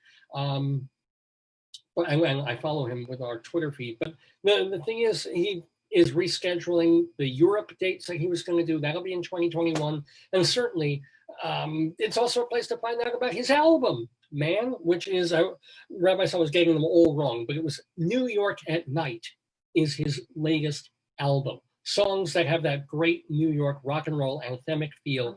New York at Night. I'm going to put the link to the newsletter. Great. Joyce is going to link to the newsletter. Facebook there, but Yeah. I'll put the newsletter. So New York at Night is the album. And don't forget that Paradiddle Records Oh, it's up there. is also going, or has also put out a 2 CD set of other folks covering Willie Nile's music. You're going to want to get yourself a copy of that too. It's called Willie Nile Uncovered. So thank you so much to Willie Nile for being with us on the show today. Thank you so much to Carrie of Conqueroo PR for making that happen and making that interview, scheduling it so easily. Really appreciate that from her. Thank you to Rabbi Saul Solomon for conducting that interview and for just being Rabbi Saul. Remember, his website is shalomdammit.com, and that's DAMMIT, shalomdammit.com. His Twitter feed is at Rabbi Saul Solomon, in case you want to follow that, at Rabbi Saul Solomon. And what else do I need to tell you? Well, I also need to thank my darling and adorable wife who helped me out here, who came to the rabbi's aid when literally it was sort of like Moses had parted the waters and the children of Israel were crossing, but towards the very end, the water started to come back and it just splashed over everything. And she was there with the towels. She was there with a biblical bounty. With the towels, also doing the Wi-Fi and doing 2-3 Facebook groups. 2-3 Facebook, definitely she doesn't want to be on camera, but I want to thank her so much. I'm your audio slave. For her slaving away for this program. My wonderful wife, Joyce, here, we can put your hand, show the tiny little ring that, I got for you because I'm too cheap to get a real blingy kind of ring. Yes, ladies and gentlemen, that's the woman who's been married to me for, oh my gosh, 23 years, is it now? Did I get that right? No. Wait a minute. Yes. Isn't it? 98. Oh, no, it's not 2001. It's 21. It's only I know, David, I know it feels like a long show, but we've not skipped ahead a year in time. You're right. It's 2020 still. I should know 2020 because I'm a visionary. Get it? 2020 visionary. Say goodnight, Gracie. It's time to end the show. Good night, Gracie. God willing, if we don't get COVID or anything else, and I don't spill any more stuff all over the place, we should be back next Saturday. I believe it's August 1st, first week in August, with another episode. Yeah. With another episode of Dave's Gone By. Jeff Goodman should be joining us. Now, we had a fabulous time with him last week as our guest, telling us all about his life. And talk about a man who can talk about his life in an interesting way. I mean, he lost hundreds of pounds. He had surgery. His house burned down. He's trying to buy a house in Las Vegas. And let's wish him a very, very healthy. He's self-quarantining. No, more than that. He's having a second don't talk about it. skin surgery thing. So God willing, he should be great. He should be fine and healthy and be with us next Saturday, August 1st, for the 757th episode of Dave's Gone By. Until then, stay cool, stay healthy, right? Listen to some Willie Nile music and Gone By. Dave's gone by.